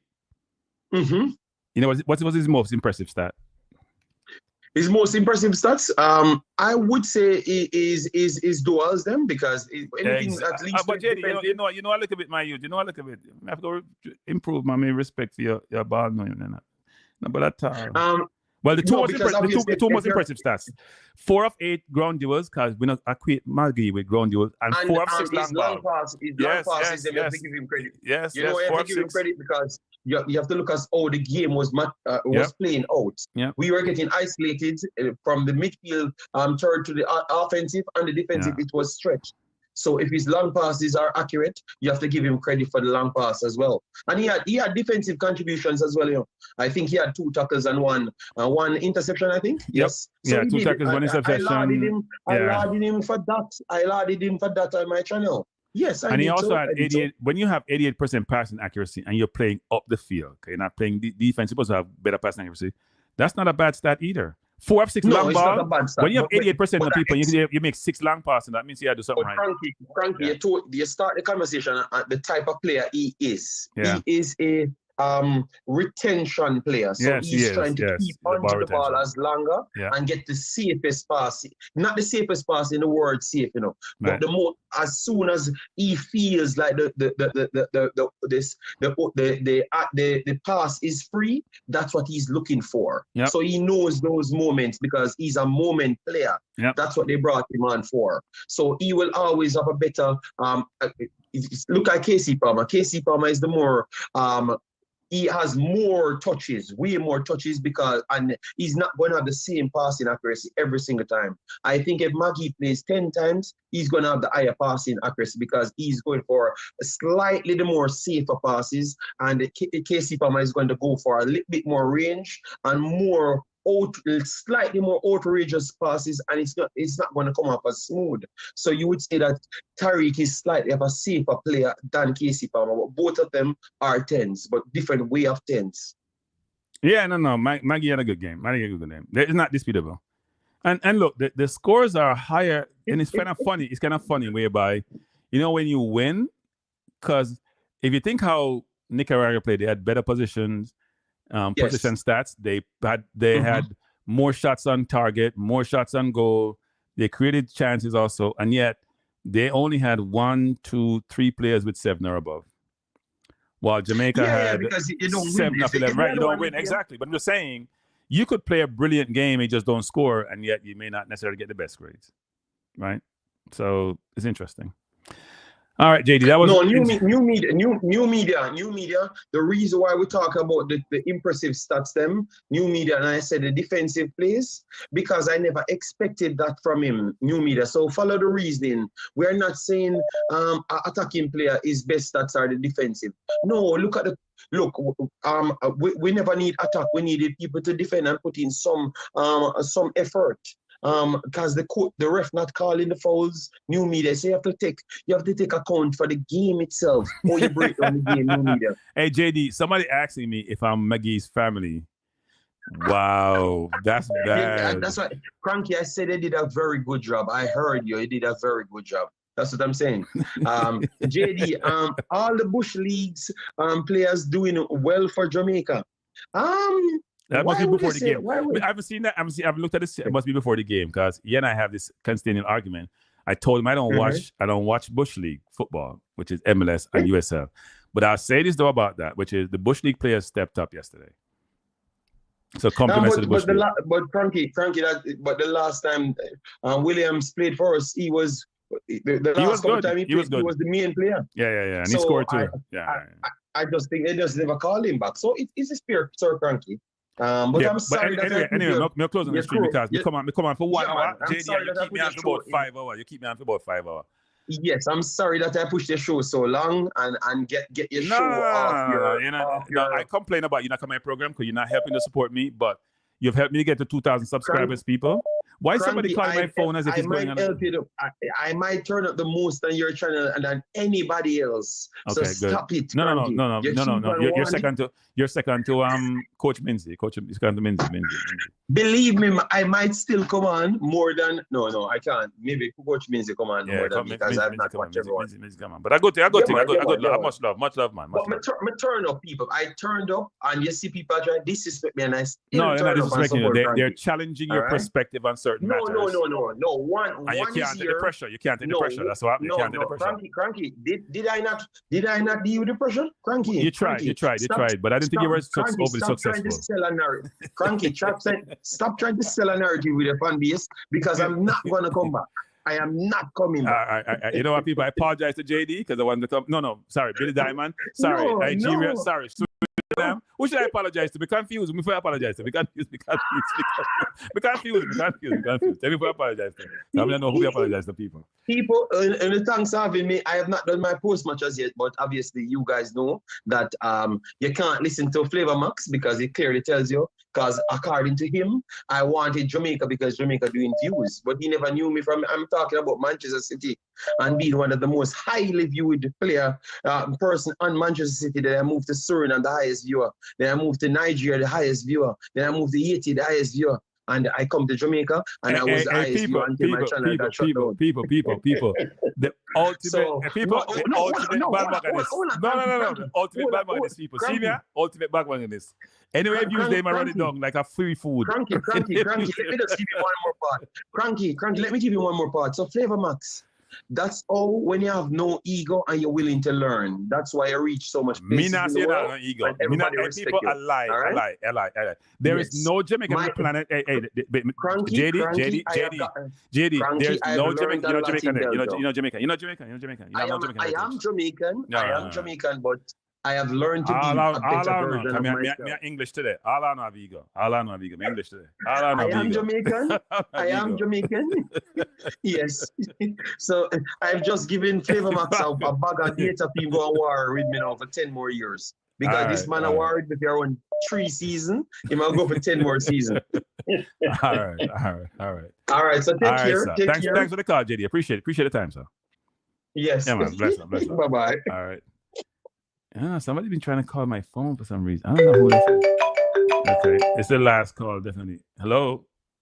Who am I speaking to? I don't know who this is. Trying to pick this up. Wait, one second.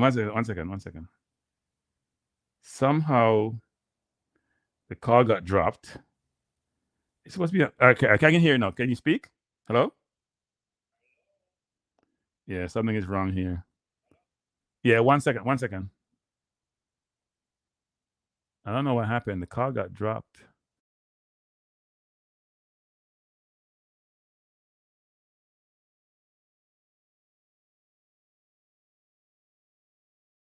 Coming through my let me just take you up with you. 1 second, rude boy.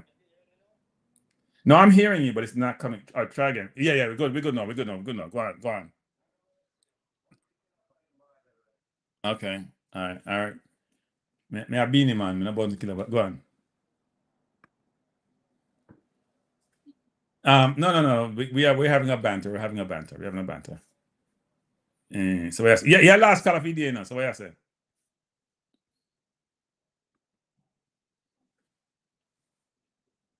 Why not 100? Why not 100? Yeah.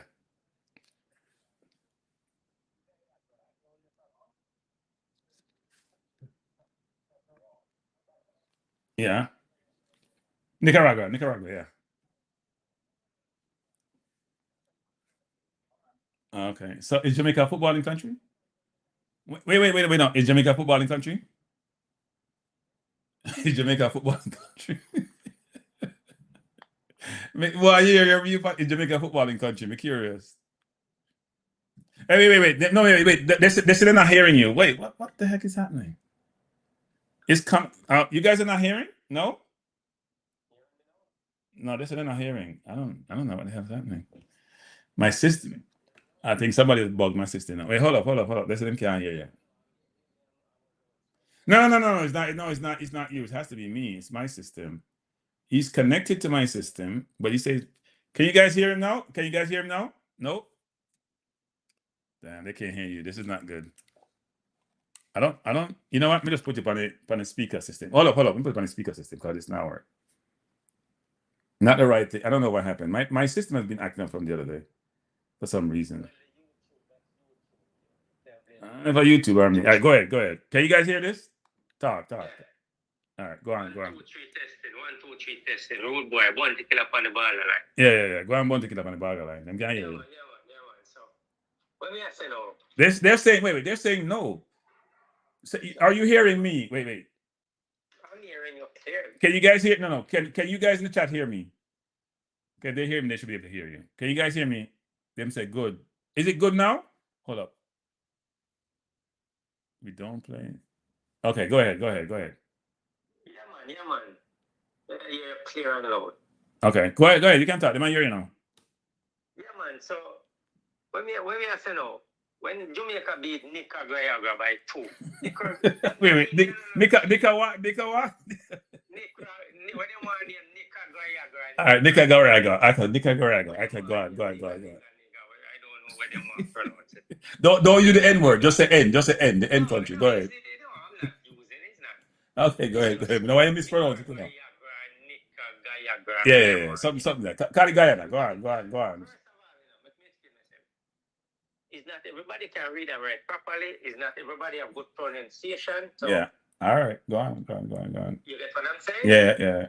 Hey, wait. Come on the channel. You can't take ribbon in. You can't come on the channel. I tell you right now. No. Okay. Yeah, we take ribbon. Yeah, I take ribbon. All of you get beaten. All of you get beaten. Me I get beaten. Everybody I get beaten. Go on. Man make God make man, and man who thought not kill God, no man. Okay. So we take a beating. Yeah, man. Yeah, man. So anyway, me I watch one little YouTuber the other day, me and GT. If I think him down in a church, and him a bash one little Jamaica. Some Jamaica breed bread, where them want to say him away for England, call him up. Okay. Right? Okay. But what people have to understand, every human being have them own thinking and them own way of living and them own. You can't tell a man how to live his life, and you can't tell a picnic how to do what he want, do what him grow up. He's under your roof or whether him under your roof. Everybody have them own thinking. And if you think that that's your best opinion, or you think that that's your best opinion, that is for him opinion or for him option. You understand? Right. I mean, I will call the kid name, but that's his opinion. So if Jamaica want to call it, if I was in his position, I would look for the better country that I would be qualified to play for, or to, you understand? Because like, these people don't understand that when you play for the third world country, them and no, developing country, not third world anymore. Developing. Yeah, well, me know, but me a third world. Somebody. So me don't know about the developing. Me don't know about that. Everybody, I just say me never tell you say no, but for me don't know about not developing. All right. Whether you want to be developing or you want to be downloading, you understand? That's a hidden business. But make the kid live theme dream and make him do theme thing. Yeah. Theme one downfall is gonna be his own downfall, and theme upfall gonna be his upfall. Yeah. So when they want, I don't know if you know who I'm talking. No, I know you're talking about Omari Hutchinson. I know you're talking about Omari. He say he's waiting on England for the call, which what I'm saying, every human being has their own obstacle, whatsoever. Yeah, their own obstacle, yeah. Yeah, so some people can make a kid grow up and live where he want to live, and when he realize if he make the right choice or the wrong choice, that is up to him. I know you are going to feel the pain when him feel. And I know him are going to feel the European. You understand what I'm saying? Yep, I agree. So there's lots of YouTubers out there who have bash kids and I say, oh, them are wait for England, call them are half-born Brazilian or this and that. That's a for them option. You have a kid in your house. You know business where he want to turn out to be. Where him have in mind, that's what he want to do. You get what I say? Yeah. So the old world where we used to live in, it's not there anymore. You can't tell people what to do or when not to do. They nowadays kids, they're internet genius. So let them make them do what they want to do, and for them thinking is for them thinking. You understand me? Yeah, no, I hear you. Yeah. So maybe just put out my word over there to say, people, this is the old world where we live in. Make the kids up today or tomorrow live. Make them do what they want to do. Because late. The third world country, them late to what's going on in the European country, them, and get it after. It's an after effect. So live with it. Because can't, at the end of the day, no mother, no father, not supposed to tell nobody what to do or what not to do. Because your option is your option. Because when a kid turn 18, there's nothing you can't tell him what to do. Well, you can't tell him. He may not listen to you, but you can't tell him. Kids not so you tell him, Because we're not feeding them mind that blank already, you know. You understand me? Yeah. So, we don't leave, make the kids whatever they want to make them do. If nobody don't want to play for Jamaica, if nobody want to play for England, let us feed them option. You understand? Yeah, it's their prerogative. I agree with that. Everybody have their mind. Yeah, man will grow up. All right. We work in a system where they say me mother and father talk about the kids that go to college and university. Because arts race work there, you know. Okay. And most of these kids where I do college and university, what do you think them do? I race arts work, them have to do a clean art shit and a walk artists and you understand? Well, but it's a means to an end, right? They're doing it with a larger goal in mind. Yeah. Yeah, but what I'm trying to say, going to college and university doesn't make all because they get, you see, youths in the streets, they're more smarter than people who have a college and university. Them think them have this big education, oh, me go college and university. That don't make nothing. That don't make no sense. You have kids who are going on the street where them smarter than them, and them have more knowledge than them. It's not where you learn, you know. It's people you grow around. Sometimes the older people where you grow around, the old folks, and them you learn from. And it's when you learn from 20 old people, elderly people. That's your college and your university. I hear you. Kids we are going to just want to go there, so we can't tell them what to do. Okay. No, I hear you. No, No, but no, I hear your point. The point you're making is that the kid want to go play for England, then go play for England. Stop bashing him. That's it. Yeah. Don't tell nobody what to do. You can't tell nobody what. If a man want be this or that, that's a team business. Yeah. No, I hear you. The old days where people used to abuse people and kick people all over. Oh, don't do this. You have me pick me. Oh, me there with 20 women. Where you do this? Me there with 20 girls. I know how the world run. People have one set of mind. You can't. You know, this is not a robot game. Yeah, no. Look, people have more option. They don't want you to dictate to them. They want to be able to make decisions based on their own views, perspective, and desires. So we can, I understand. Yeah, you have a kid in your house, you know. You have a nice kid that grew up, you know. But you don't know in their mindset. Nowadays, kids up on the internet more than me and you. You don't know what them are on the internet. You will see a police officer come knock your door. When you open your door, you want to paint through the ground. Where them are going to tell you. You understand what I say? Yeah. With the internet. So, parents out there, you can't tell kids about what to do and people who are coming, oh, if you go play for Jamaica, if you go play for England, if you go play. Let people make people live their life and make people do what they want to do. I just might comment that. All right, Rude Boy. Yeah, man. Appreciate the call, Rude Boy. Have a good weekend. Respect to your family. Yeah, man. Blessings to the world and peace. Yeah, man. Peace. Yeah, man. All right, Rude Boy. Bless up. Go with everybody. Yeah. Bless up, Rude Boy. Appreciate it. Love, Rude Boy. Lord of mercy, born to kill upon the borderline. That is my speech. All right, Rude Boy. Thanks. Okay, sir. Have a good weekend. Yeah, man. Yes, sir. So that was Rude Boy, people. We're going to close out the program. First, I want to thank everybody being here. I want to thank you for the likes that you've given me. I know how difficult it was for you to press the button. I know your finger hurt, but sometimes you have to feel pain for a larger good. And thank you for being here. It was a good discussion. I meant to do this for an hour. This has been about 3+ hours because you keep it going. And by the way, special thanks to WeMax, IMAX, Billy Diamond, what am I missing? Nigeria, Suriname, Haiti, Libya, England. A lot of people in that one call that came, I think, from Belgium, if I'm not mistaken, because I know the person is also very mobile. So thank you, whatever your true name is, or a man of many names, many perspectives for joining me in the program, having a long conversation. And for the other people who call, I appreciate you. I'll be back possibly on Sunday for a preview of the Jamaica versus Honduras match, which should be a very good game. And we will talk about the players' perspective, projected lineup, things of that nature. So, sounds like the UN. Yeah, he's the UN. So people, have a good weekend. Be safe, be good. For those of you in Florida who are doing the cleaning up, much love to you. Hopefully your property wasn't that bad of damage. And if it's damaged, hopefully you got insurance, because we know the insurance thing in Florida is getting worse and worse.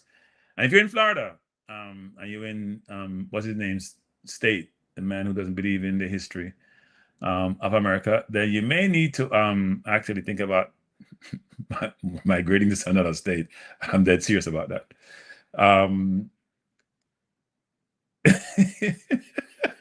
This is my last thing I'll put up. Before the game is saying, Max, I'm concerned for Kranky and how happy he's after the win. I don't think people who haven't won a game in a little while should be hating on people who have won. Please don't kill people's joy. Don't blame me for Jamaica being great, exceptional, wonderful, stupendous, awesome, brilliant, and not to complete all the adjectives, egotistical and egotistical, and what's the word I'm looking for? There's a word I'm missing. It just slipped me a while ago. But anyway, it's great. It's great to hear. But hey, before the game, let me say this: we'll adopt you, okay? I know you want to feel the pleasure and the euphoria and the goodness that comes from winning, because everybody like to win. People will adopt him. So let me go out by playing one of my hit songs. One of my hits. Hey JD, you have to step up in the JD. I'll play one of my hit song, people, and then I'll sign off. See? On my hit song.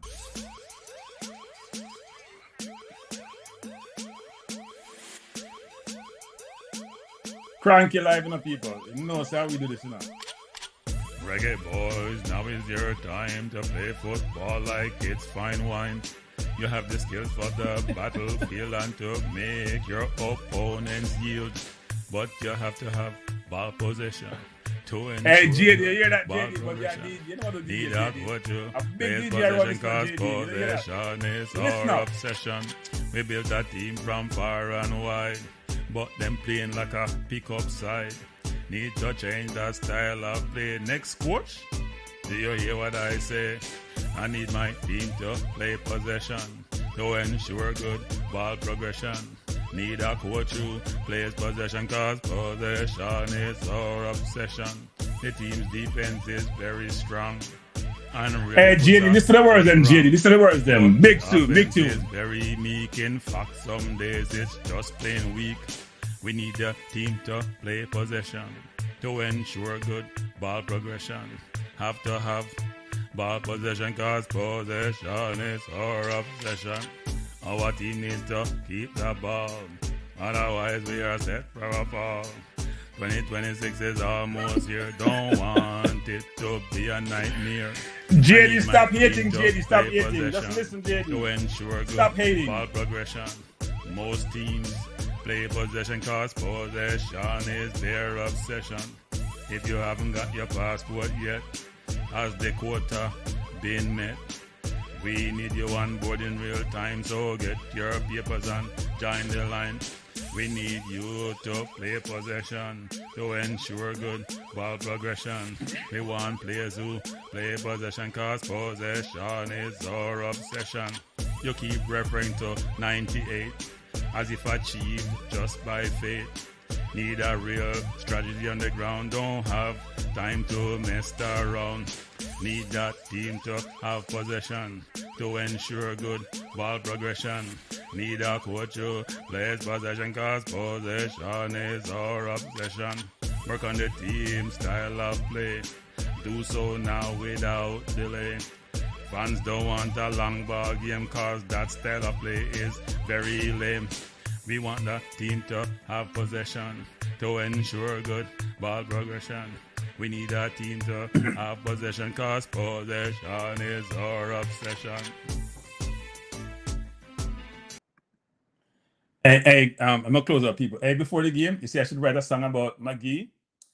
Let me think about that. Actually, let me think about it. No, he has to get more regular time first.